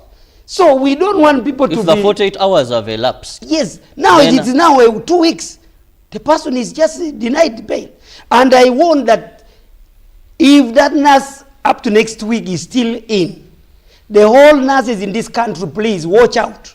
I will announce a demonstration and we shall not work because of one nurse which is... No, before you get there, the good thing is you're heading to Moroto. Let's not just go to the extreme. Yes, but I'm giving I'm sounding a drum. Because we are happy, we are doing very well, but now somebody is denied bail. Why? Give the bail, the court, let the judiciary take its course, and then things will come out. Now, I want us to just look at, this is a new year. Yes. But we had 2023. Justice. When a nurse is going to stop complaining? The whole of 2023, you are complaining issue from issue. We thank government that lunch now, you know, I think you're no longer complaining about lunch allowance. Government now provides that money very properly for nurses in public hospitals. Government provides lunch. Salary, there was an increment. Though you said you wanted to get half of what doctors. Is it doctors are getting or something like that? Now, what were you able to achieve? Because you entirely spent the year complaining. Yeah, thank you very much, my presenter. Here, the nurses, we don't complain without a pinch. Two, we were complaining about salary enhancement because the degrees we get is not different degree the doctors get, pharmacists get. We go to the same university, we spend the same years, only that the doctors spend 5 years, we spend 4. Nurses spend 4 Yes, 4 years. So the difference is 1 year. So we said no. Let them continue with the top up. So if I am earning 4 million as a nurse, a doctor can earn 5 million. That was our argument because of that 1 year. But now, secondly, the workload. My workload is more than him. So if I am just a difference of 1 million, then that is a fair game. I am your subordinate. I am different for 1 million. So last year, colleagues, I want to appreciate last year, and we say thank you very much for last year, and we appreciate all the stakeholders, the government. We were able to achieve the following as nurses in this country. Number one, we are able to have the negotiated salary. We complain. Do you see, we didn't complain after the negotiation of salary, increment of salary. We were very happy, and we thank government 100%. That was an achievement. That was a very big achievement. Number two, last year, 2023, we were able to establish a university. And we want to train nurses in specialty. We have a land in Mukono, which is in our title, in our names as nurses of this country. And we were able to budget the land, 15 acres. We are able also to budget another land in Kamuli. We are able to receive also another land in Kapalbiong. So those are achievements. When nurses are quiet, they get a progress. They do the things which is development. Then last year as well, we achieved a very important thing, that we got a partnership from United States of America to supply midwives' kids to hospitals. That's why the mortality... Midwife kits? Yes, okay. That is delivery sets. Yes, I get you. So we supplied over 300 health facilities were covered. That's why you see a nurse, a midwife, a mother, a child, the mortality rate in Uganda now is coming down. Okay, that is because the equipment is worth 10 million to one facility, which government could not manage to purchase for all health facilities. But now we are stable, we are going forward and say, we all those hospitals, health center 4s, health center 3s and hospitals, by this year now, next year, we are going to finish all the hospitals. And we thank the partnership, and we thank the government to release things from the airport. Actually, my special thank goes to Minister of Health for revenue, waiver of the revenue. After things arriving, they waived us. And I thank the Commissioner URA, because these things were not for profit. These things were to benefit Ugandans, including his child, including his wife, including his family.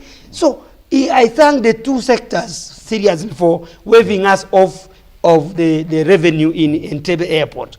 Another thing which we have achieved is that we have a cover insurance of our members. Nurses who are our members are insured completely. As we wait for health insurance by the Ministry of Health, we are still waiting. But for us, we are already covered as nurses. Those who are midwives and nurses of our members. So each member is insured against the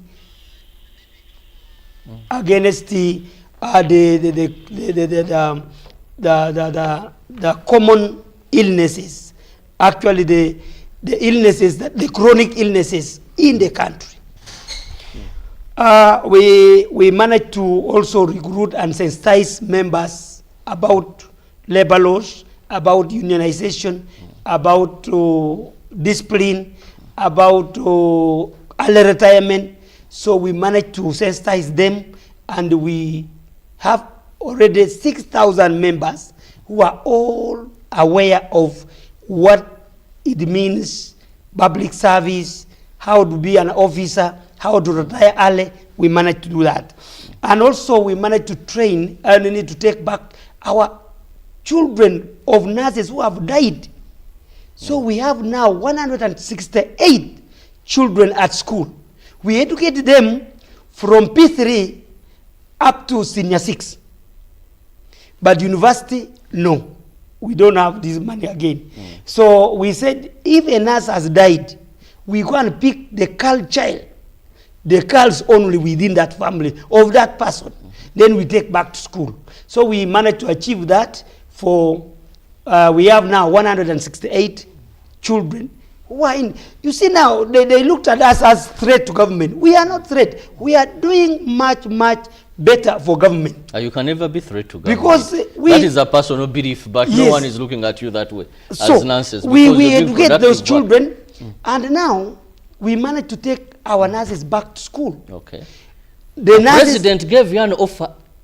Yes. His Excellency. Yeah, His Excellency gave us 20 scholarship. 20 scholarship. Every year. Every year, yes. So we have taken now, he has educated about 218 now. Wow. Both mixed PhD and the masters and degree. And then of course specialized nurses, which we took abroad. And that is under the president's scholarship. Only that in that category, under the president, I think if he is hearing, we were not paid, the nurses were not paid last month, last semester, last year, 2022 and 2023. So I am appealing him that please pay for us. The nurses have been chased from school and they are being disturbed. So please kindly clear your part.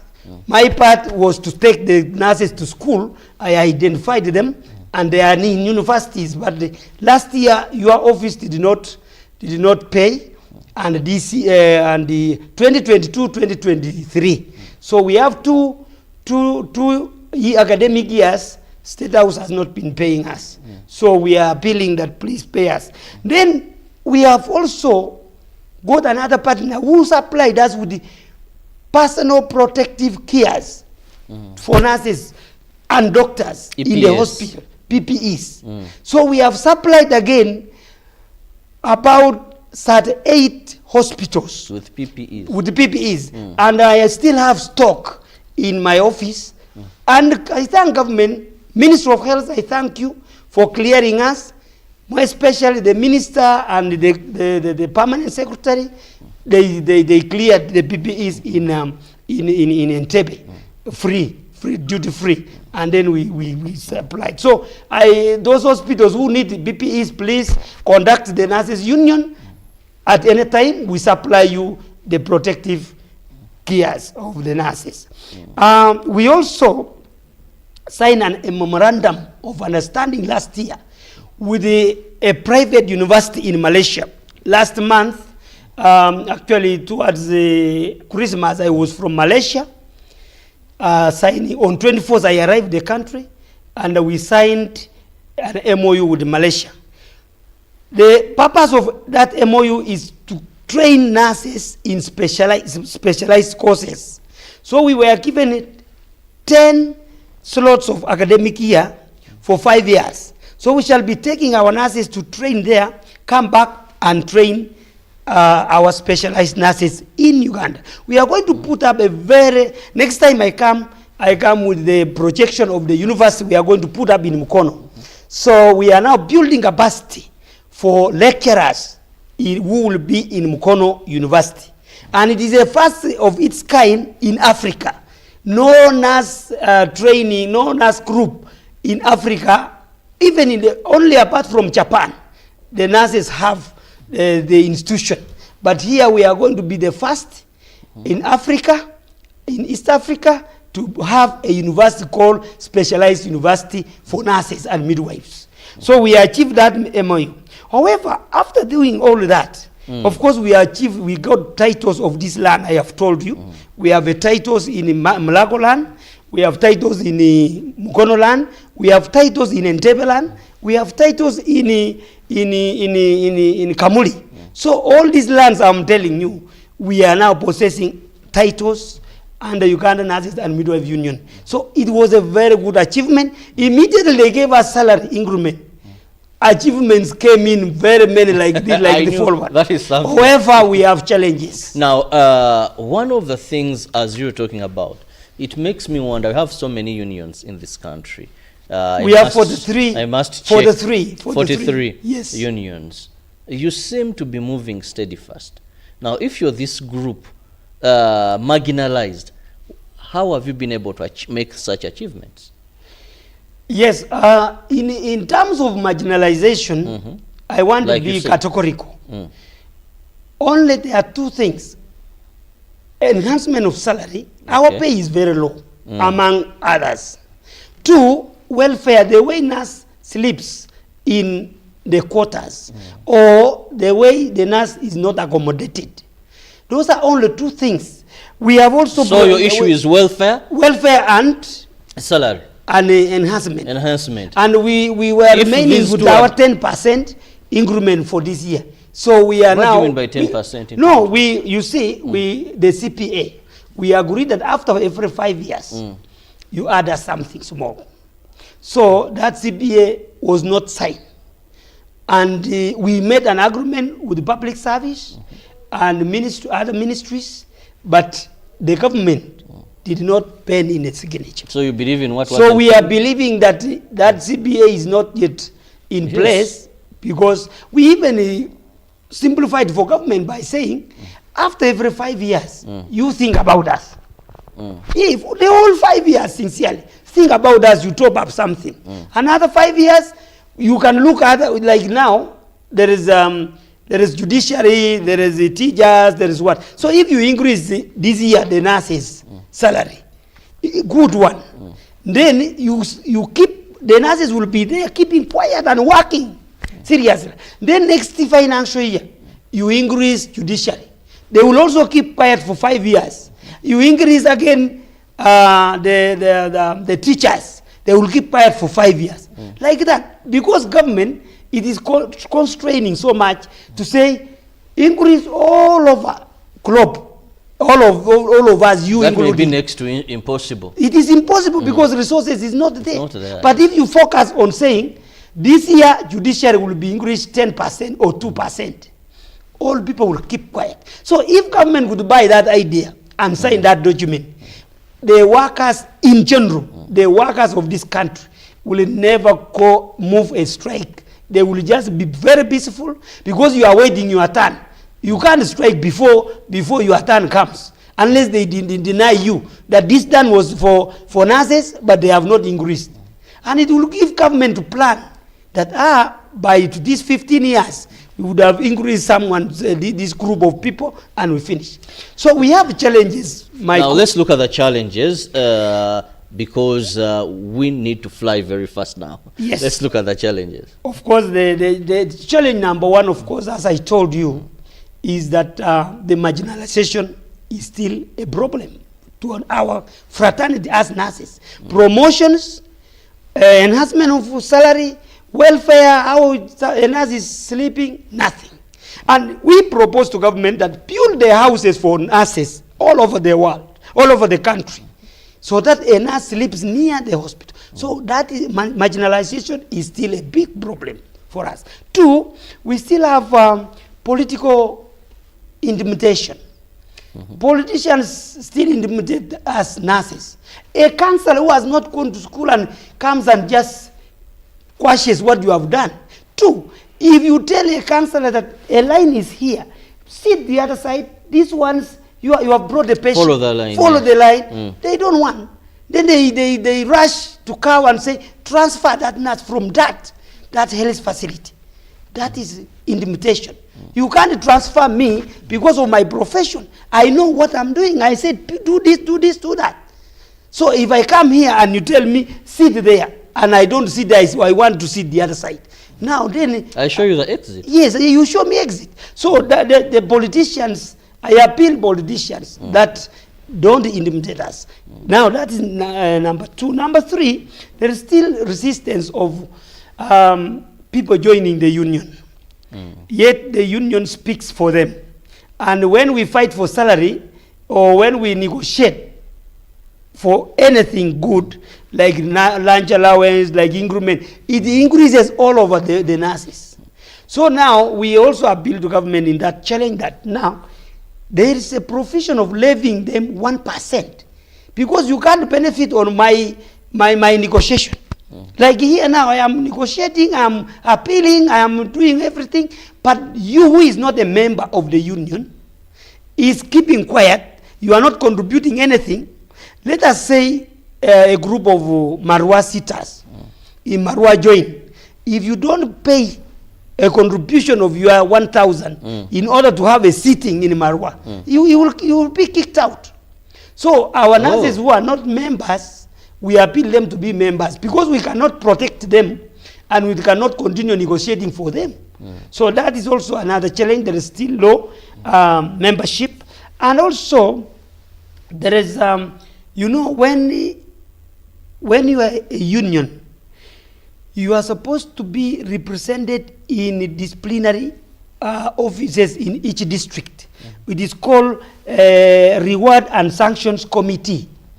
So other cows has not put our members in position. So for example, if you are disciplining a member within here, within UPC here, there is a group, disciplinary committee. Yes. And one of the staff should be in the meeting of disciplinary. When they are disciplining your colleague, is it justified? Is it fair? You will raise up the hand and say, please, no, it is my colleague is not given a fair hearing. So there is that. So I appeal to cows that please, our members are all over the country, all over the districts. We have offices all over the district, regions. So let them be included in the reward committee. And of course, there is a lot of finance constraint. We are looking at a welfare of a nurse. Apart from salary, what can a nurse do better to live? So we appeal them to do the circles, to make circles. So we have over 50 circles of nurses. And unfortunately, of course, the government promised us 1 billion shillings, which we did not see. But now we have collected our own money, which is over 500 million by nurses themselves. They are saving. So we are saving all in each district. We have not less than 20 million in accounts of the nurses. So we now borrow for ourselves. Now that is also the welfare, so that you survive other than what? Other than the salary. So we are appealing the government also that please support us in SACCOs, support us in any way by giving us also a myoga. These good things of a myoga, I am hearing them. We are not benefiting as nurses. So we appeal government that give us SACCO money, give us a myoga, give us all other opportunities. Other than waiting for the salary, I can rear a goat and sell that goat to make sure the child goes to school. That is what I can say. Otherwise, I wish nurses very good deliberation this year. This year is a focus year. We want to focus on only development. We want to develop all those lands which we have mentioned. We want to build them. We have so far 4 partners from Europe. We have 2 partners from USA. We have 1 partner from China, and we have 1 partner from UK.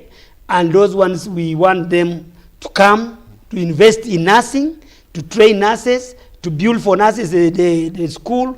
And we are going also to fundraise and call upon you. Give us 1 cement. The other gentleman give us 1 cement. Cement. Yes, cement. And we build the nurses' home and the university. And also not to forget that the activities of this year, yes. 1, we are hosting the president of the Republic of Uganda in Rugunjiri. That is in May? In May, 12th of May. That is when you have your nurses we shall have what we call International Nurses Day celebrations, which is celebrated every year in commemoration of the founder of nursing. And we have been doing this rotationally. Last year, we were in Arua. And of course, the president sent us a minister to preside because he was not in the country. And hopefully this time the president is also going to grace the occasion in Rugunjiri. So we are calling upon all of you, the media, the government officials, to come to Rugunjiri on 12th May. We shall send letters. We have already sent letters to the guests of honor and others. And we shall have also international guests. We shall have about 30 international guests gracing the occasion. 13 from Europe, and then the rest are from Africa. Well, Justus, I want to just thank you so much for your time, and of course for the union have really been impressed about the things you've been able to achieve. Now to government, we hope the key areas, the welfare, and of course salary increment are things that they focus on, so that the more nurses are better in terms of welfare and payment, even as the citizenry will benefit so much, because a happy nurse will have that good reception. If you go to a stressed nurse, you may not enjoy your visit at the hospital. See you in the next hour. Ruben is here to take you through sports updates. Good morning.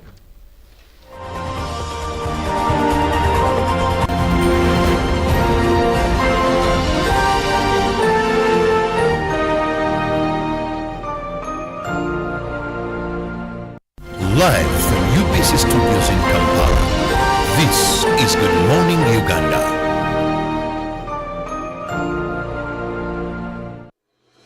The National Liberation Day, held on the 26th of January every year, marks the overthrow of the previous government by the National Resistance Movement /AME in 1986. The theme for the 38th NRA Victory Day anniversary celebrations is Building a Country We All Cherish. On Friday the 26th of January 2024, all roads will lead to St. John's Secondary School Wachitaka in Jinja City, Church of Uganda grounds for the anniversary celebrations. Don't miss the celebrations live on UBC.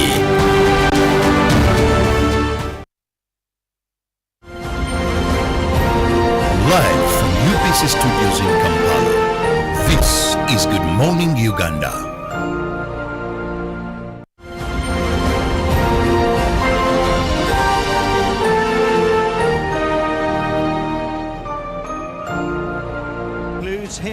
Morocco have qualified already, so Zambia are not there yet, but a draw will do for them today. Banda, no foul by Amrabat. Is he onside? Daka was dropped.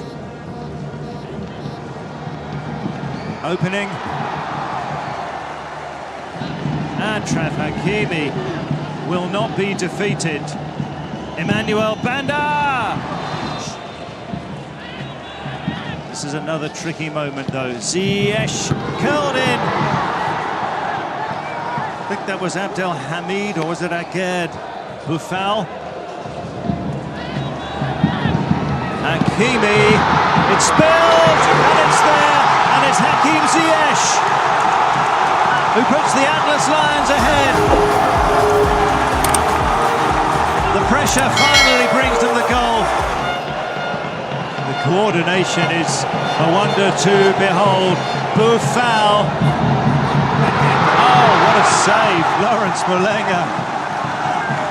We're going to the break here in San Pedro. Hakim Ziyech with the goal on 38 minutes. Let's see what Boufal can do from here. This could be another. Oh, what pace that was from Adli. Lamek Banda. It's a curler, but it curls wide. Richardson, what a chance. This is Adli. A lot of men in the way. Daka. Oh, it's fired goalward. Adli, Hakimi, Richardson, spilled, Musonda, it's going to be two, is it? No. It's all over, Morocco have won Group F, Zambia are out.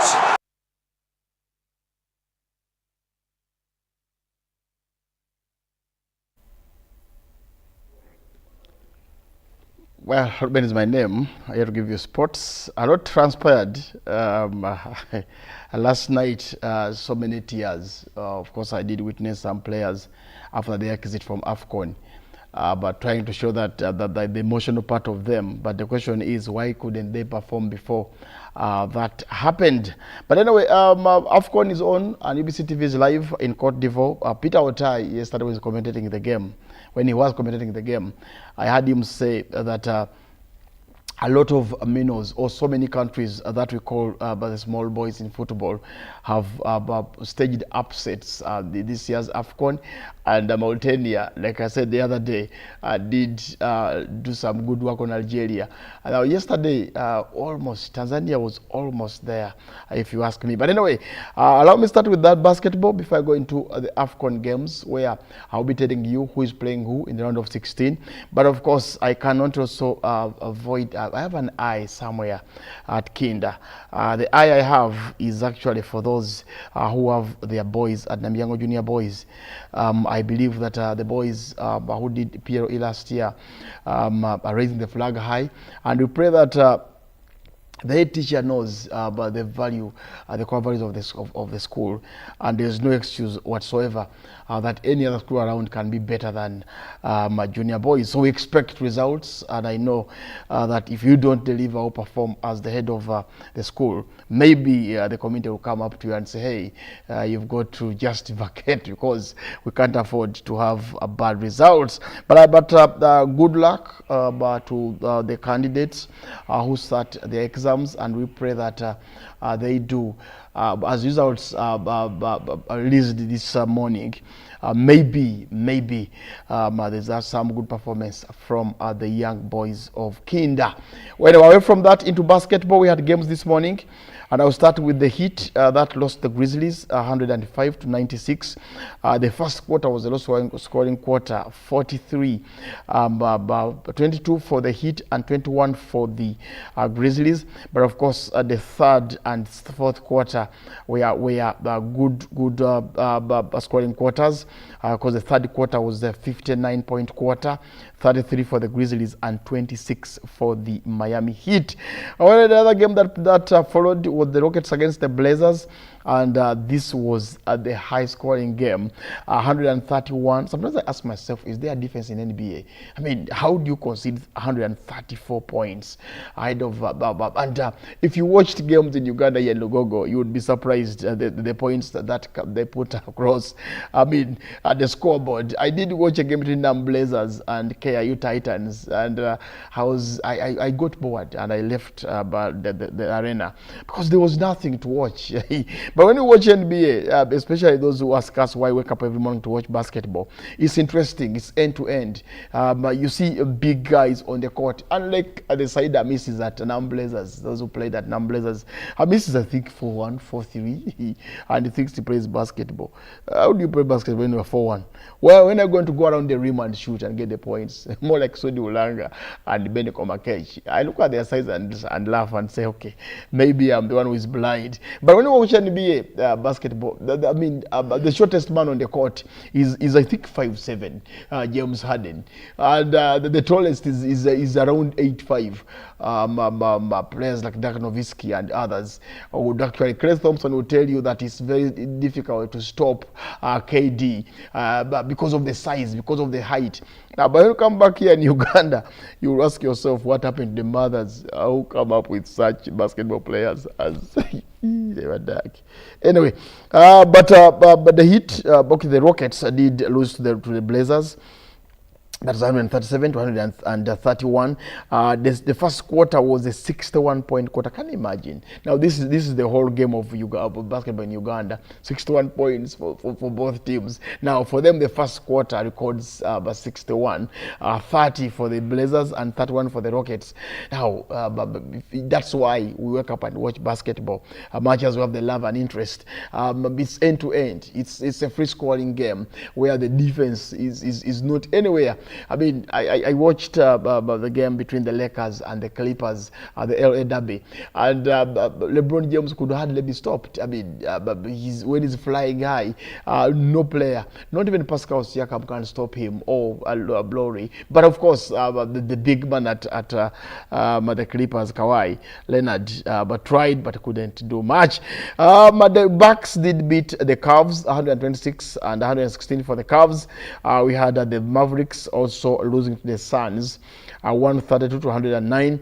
The Warriors did beat the Hawks. Albert Semian and Enriga love the Warriors so much. When they lose, they don't text me. When they win, they just run into the inbox asking about the result. Why do you ask me when the Warriors win? When they lose, I don't see you anywhere. When the phones get off. But they did beat the Hawks. That was 134 to 112. But that is NBA for you. Then tomorrow morning, as we come into the studio here, there will be a couple of games that will be played in NBA.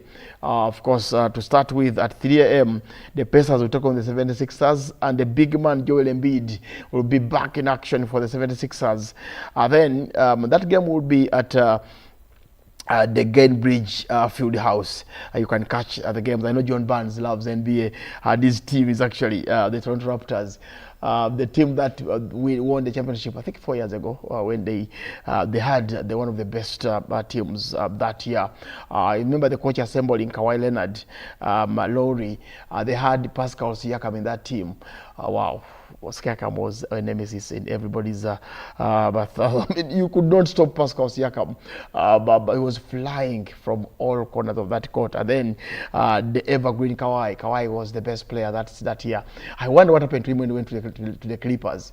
But the Kawhi of Toronto, for me, I would even get bad and speak things that you would say Ruben is carried away. I mean, the Kawhi of 2019, 2020, could actually be in the same Hall of Fame with the big man, Dennis Rodman, and Scott Pippen. I mean, because of his influence on that team that won the championship. But today, the Kawhi I watch is not a beauty to watch. He's lost pace, he's lost the energy, he's lost the love for the game. Maybe body gave way because he's not anywhere near being young. Other games we have, the Wizards will take on the Jazz. That will be at 3 a.m. Then 3:30, the Heat will take on the Celtics. Good game. This is a good game to catch. Those who love the Celtics and the Heat, the rivalry between the two teams. The Knicks will take on the Nuggets. Then the Warriors will take on the Kings, and the Lakers against the Bulls. Now, if this game was played 30 years ago, you would see, okay, 30 is a lot, but let's say 10, 15, the late Kobe would be the conductor of that Lakers team. I used to love Kobe because of one, his personality, a father of girls. Two, the way he played basketball. He made it look so simple, and you could think that Kobe, basketball is easy, but he was just talented. Then the Nets will take on the Wolves. Like I said, but the Jazz will also be in action. So you can catch, but the game to watch out at 6:30 tomorrow morning will be the Lakers against the Bulls. So you can catch that game live on your pay TV channels. Away from that, into AFCON, I'll take you through the games that we expect. The round of 16. On 27th, that will be Saturday, but 8 p.m. we will be live in the Cote d'Ivoire. Angola will take on Namibia. That will be at 8. Then Nigeria, the Super Eagles, will take on the Indomitable Lions of Cameroon. That will be at 11 p.m. On Saturday. Then on Sunday, 28th January, Equatorial Guinea will take on Guinea. Those are two Guineas. This is a Guinea derby of sort. What separates the two is actually the flags, but they don't have the same names. They will be taking on each other. And then Egypt, those are the Pharaohs who take on Dr. Congo or DRC. Dr. Congo. But the Alusi Mabeles will be in action. The Papa Wembas will take on the Egyptian Pharaohs. That will be on 28th on a Sunday. Then on Monday at 8 p.m., the surprise boys of the tournament, that is Cape Verde, will take on Mauritania. Mauritania, that's a team that beat Algeria the other day. So they will be in action. For the first time they qualify for the second round of AFCON, they will take on Cape Verde. Then there's a big West African derby between Senegal and Ivory Coast. Wow. When Senegal hosted AFCON, that was in 1992. It was won by Ivory Coast. Of course, that was in Dakar. But Ivory Coast beat Ghana in that final 11-10 on penalties. So there's some bit of revenge this time round. How would you come to our home turf and take away all the women and the trophy? It's maybe. So the Senegalese will be there. The Lions of Teranga. Actually, the Lions of Teranga will be out to revenge. Some good years ago, 92, I think it's 38, 37, 35 years ago, if my mathematics is right, Senegal lost the AFCON. They hosted at home to Cote d'Ivoire. Now they are coming back to say, hey, we can never forgive you for what you did a couple of decades ago. We are here to revenge. So that's a good one to catch. I mean, Koulibaly, Sadio Mane will take on Sadio Ollie at the other side, and Pepe, the former Arsenal player. Then on Tuesday, that will be next week, Mali will take on Burkina Faso, another West African derby. Then Morocco will take on the South Africans, the Bafana, and that will be at 11 p.m. And UBC TV will promise and will deliver. All those games will be live on national broadcaster. So you can choose to either watch or you go on those corridor channels where they claim they have AFCON and they end up playing music. They were advertising the other day that we have the games. Now when you look for the games, you don't see them, you only find them at UBC. So sometimes you need to get to see or to understand who is right and who is wrong. But results that we had last night, Namibia 0, Mali 0. South Africa did draw with Tunisia, that was 0-0. Tanzania did draw with DR Congo, that was also 0-0, and Morocco beat Zambia, the Chiporoporo, that was 1-0. And the commentator actually said, that was Peter Otai. I remember him talking about the copper bullets, because they had Zambia before Jipolopo. They were the copper bullets when the Karusha Boilers were playing for Zambia. Elijah Litana, Kenneth Maritoli, Dennis Lotter, that team that lost to Nigeria in the AFCON final in Tunisia '94. So he did mention about some stars like Karusha, who is still around, and who really, if you look for 10 best African players that actually ambassador of the continent, you can't go away from the Zambians. I mean, if you go to West Africa, you can pick out a few players from George Opongwea from Liberia. You go to Nigeria, that had a foot of superstars: Nwanko Kanu, George Finidi, J.J. Okocha, famous known as Black Maradona. Then you had the late Rashid Yakini, and so many other stars. Then you cross over to Cote d'Ivoire. There's a player called Joe Thierry. I wonder whether none of you actually watched Thierry play. Maybe unless you're my age, you might brag and say I did watch Thierry. But it was one of the best. Then recently Drogba, Toure, Kolo, and Didier Zokora. Of course, there are some good players in West Africa. You go to North Africa. Look at Tasford. Go to players like Abu Trika, Mohamed Hassan, Hossam Hassan as well. So many other players. Elkwa Chokri, the player. For me, I've watched goalkeepers play in AFCON. I've not seen Elkwa Chokri, who played for Tunisia. He was some fantastic goalkeeper, if you ask me. Then you come even to East Africa here. We had players. There was a player I grew up admiring. I used to play for the Taifa Stars. That was Edibio Nyamira. When Alirenge could commentate games, those days of Radio Uganda, you'd hear him talk about Edibio Nyamira. I mean, that was a Sekafa, I remember, I think Sekafa. And I would talk about Edibio Nyamira. There was Michael Wanga for the Arambe Stars.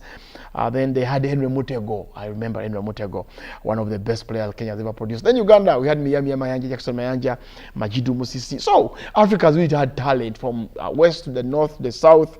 We have had a couple of players that have graced this continent. Not forgetting the evergreen Pascal Feinduno. I liked Feinduno's brains for the game. But anyway, take you through the games that we shall have in the round of 16. Angola will take on Namibia. That will be Saturday. Then Nigeria will take on Cameroon. So we take a break for 2 days. That is today and tomorrow. Then Saturday we will return here with live games. Nigeria will take on Cameroon. Good one as well. But the Patrick Mbomas, who no longer play now with Summerfield's Etos, the Jeremy Njitaps are no longer playing for Cameroon. Now they have Tote Kambi. Yeah, like how the years have fallen. Tote Kambi plays for Cameroon now. Abubakar. Imagine Abubakar having that shirt 10 that was once done by Patrick Mboma. Anyway, Guinea will take on Guinea will take on Guinea, then Egypt against Congo, Cape Verde will take on Mauritania, Senegal against Cote d'Ivoire, Mali will take on Burkina Faso, and Morocco will take on South Africa, the Bafana. That's it from sports this morning. Michael Walawa, thanks so much for watching UBC TV. But yes, I have the history on my fingertips. I've been part of the game for sport for some good time. I remember my time in school. I had a friend of mine called Bajigoma Edward. He was some good guy who left for Rwanda after S6. He did tell me when we met some time back and said, guy, we used to think that this was just in school, but you took it on another level. But Michael, regards to you and the boys. Let me hope that the holiday is treating them well. And school is almost coming up. So let me hope that they're ready for the next term. And that's for first term of the year. That will be Isaac. I know Isaac is one of the boys who I admire in terms of performance. So let me pray for him that he succeeds wherever he goes. Well, from us, the Game team, have yourselves a lovely day. Up next, the Game Extra. Good morning.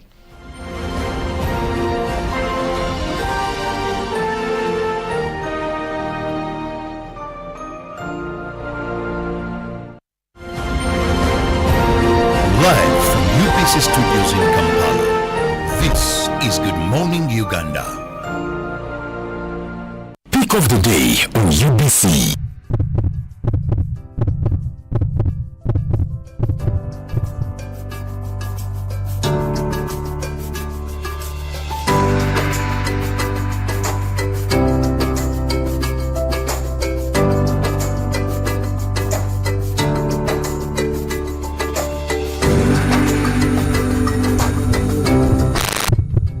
Was brought to you by MTN Momo Pay is the easy way to pay. Dial star 165 star 3 hash or use the MTN Momo app. You don't need cash. MTN Momo Pay is safe and free.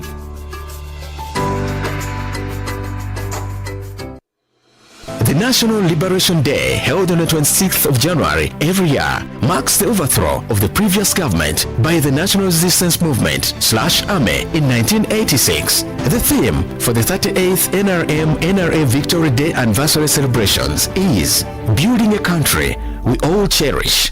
On Friday the 26th of January 2024, all roads will lead to St. John's Secondary School Wachitaka in Jinja City, Church of Uganda grounds for the anniversary celebrations. Don't miss the celebrations live on UBC. Well, welcome everyone to the biggest game on the continent. And you've got to just seize those moments and enjoy them as much as you possibly can.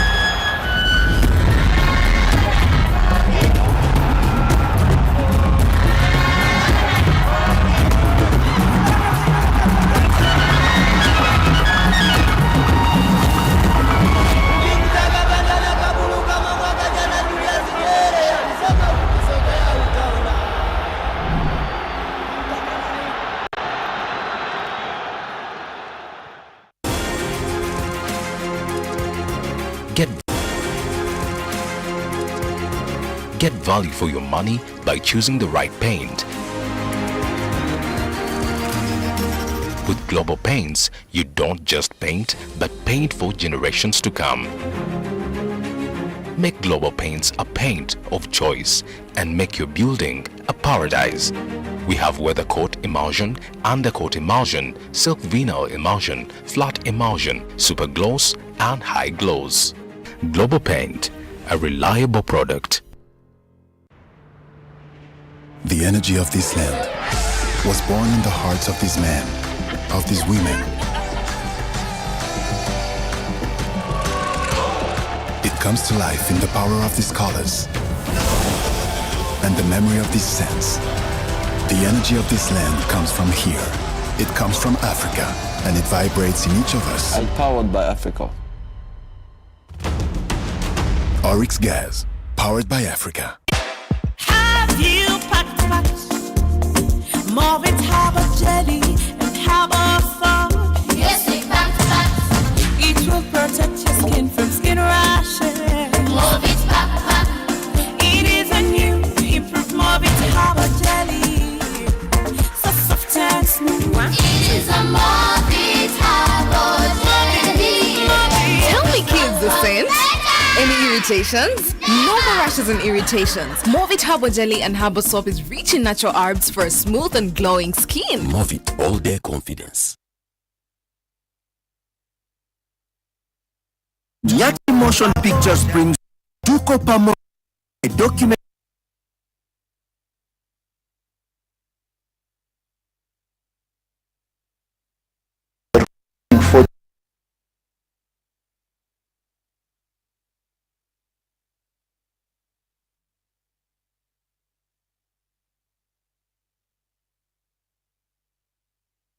premiering April, February and Tam Cinema and get a ticket. Call 0778 787 660.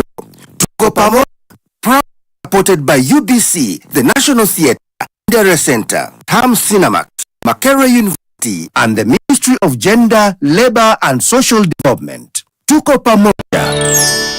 The cardinal role of a government is maintaining law and order, safeguarding citizens' rights and providing essential public goods and services. Throughout its tenure, the government has consistently upheld these principles. This foundation creates an environment conducive to delivering crucial social services to citizens through diverse approaches such as taxation, strategic budgeting, and effective policy implementation. A transformative education system, advancing healthcare provisions, enhancing social welfare, and propelling infrastructure growth, all of which continue to evolve daily to cater to the population's expectations. Supported by a meticulously organized network of ministries, government remains committed to serving its citizens. Coming soon on your public broadcaster, The Front Bench, your interface with the government every Monday at 8:30 p.m. with Joram Paul Sonko, only on your public broadcaster, UBC, inspiring Uganda. UBC is the national public broadcaster. We educate, inform, entertain, and inspire our audience.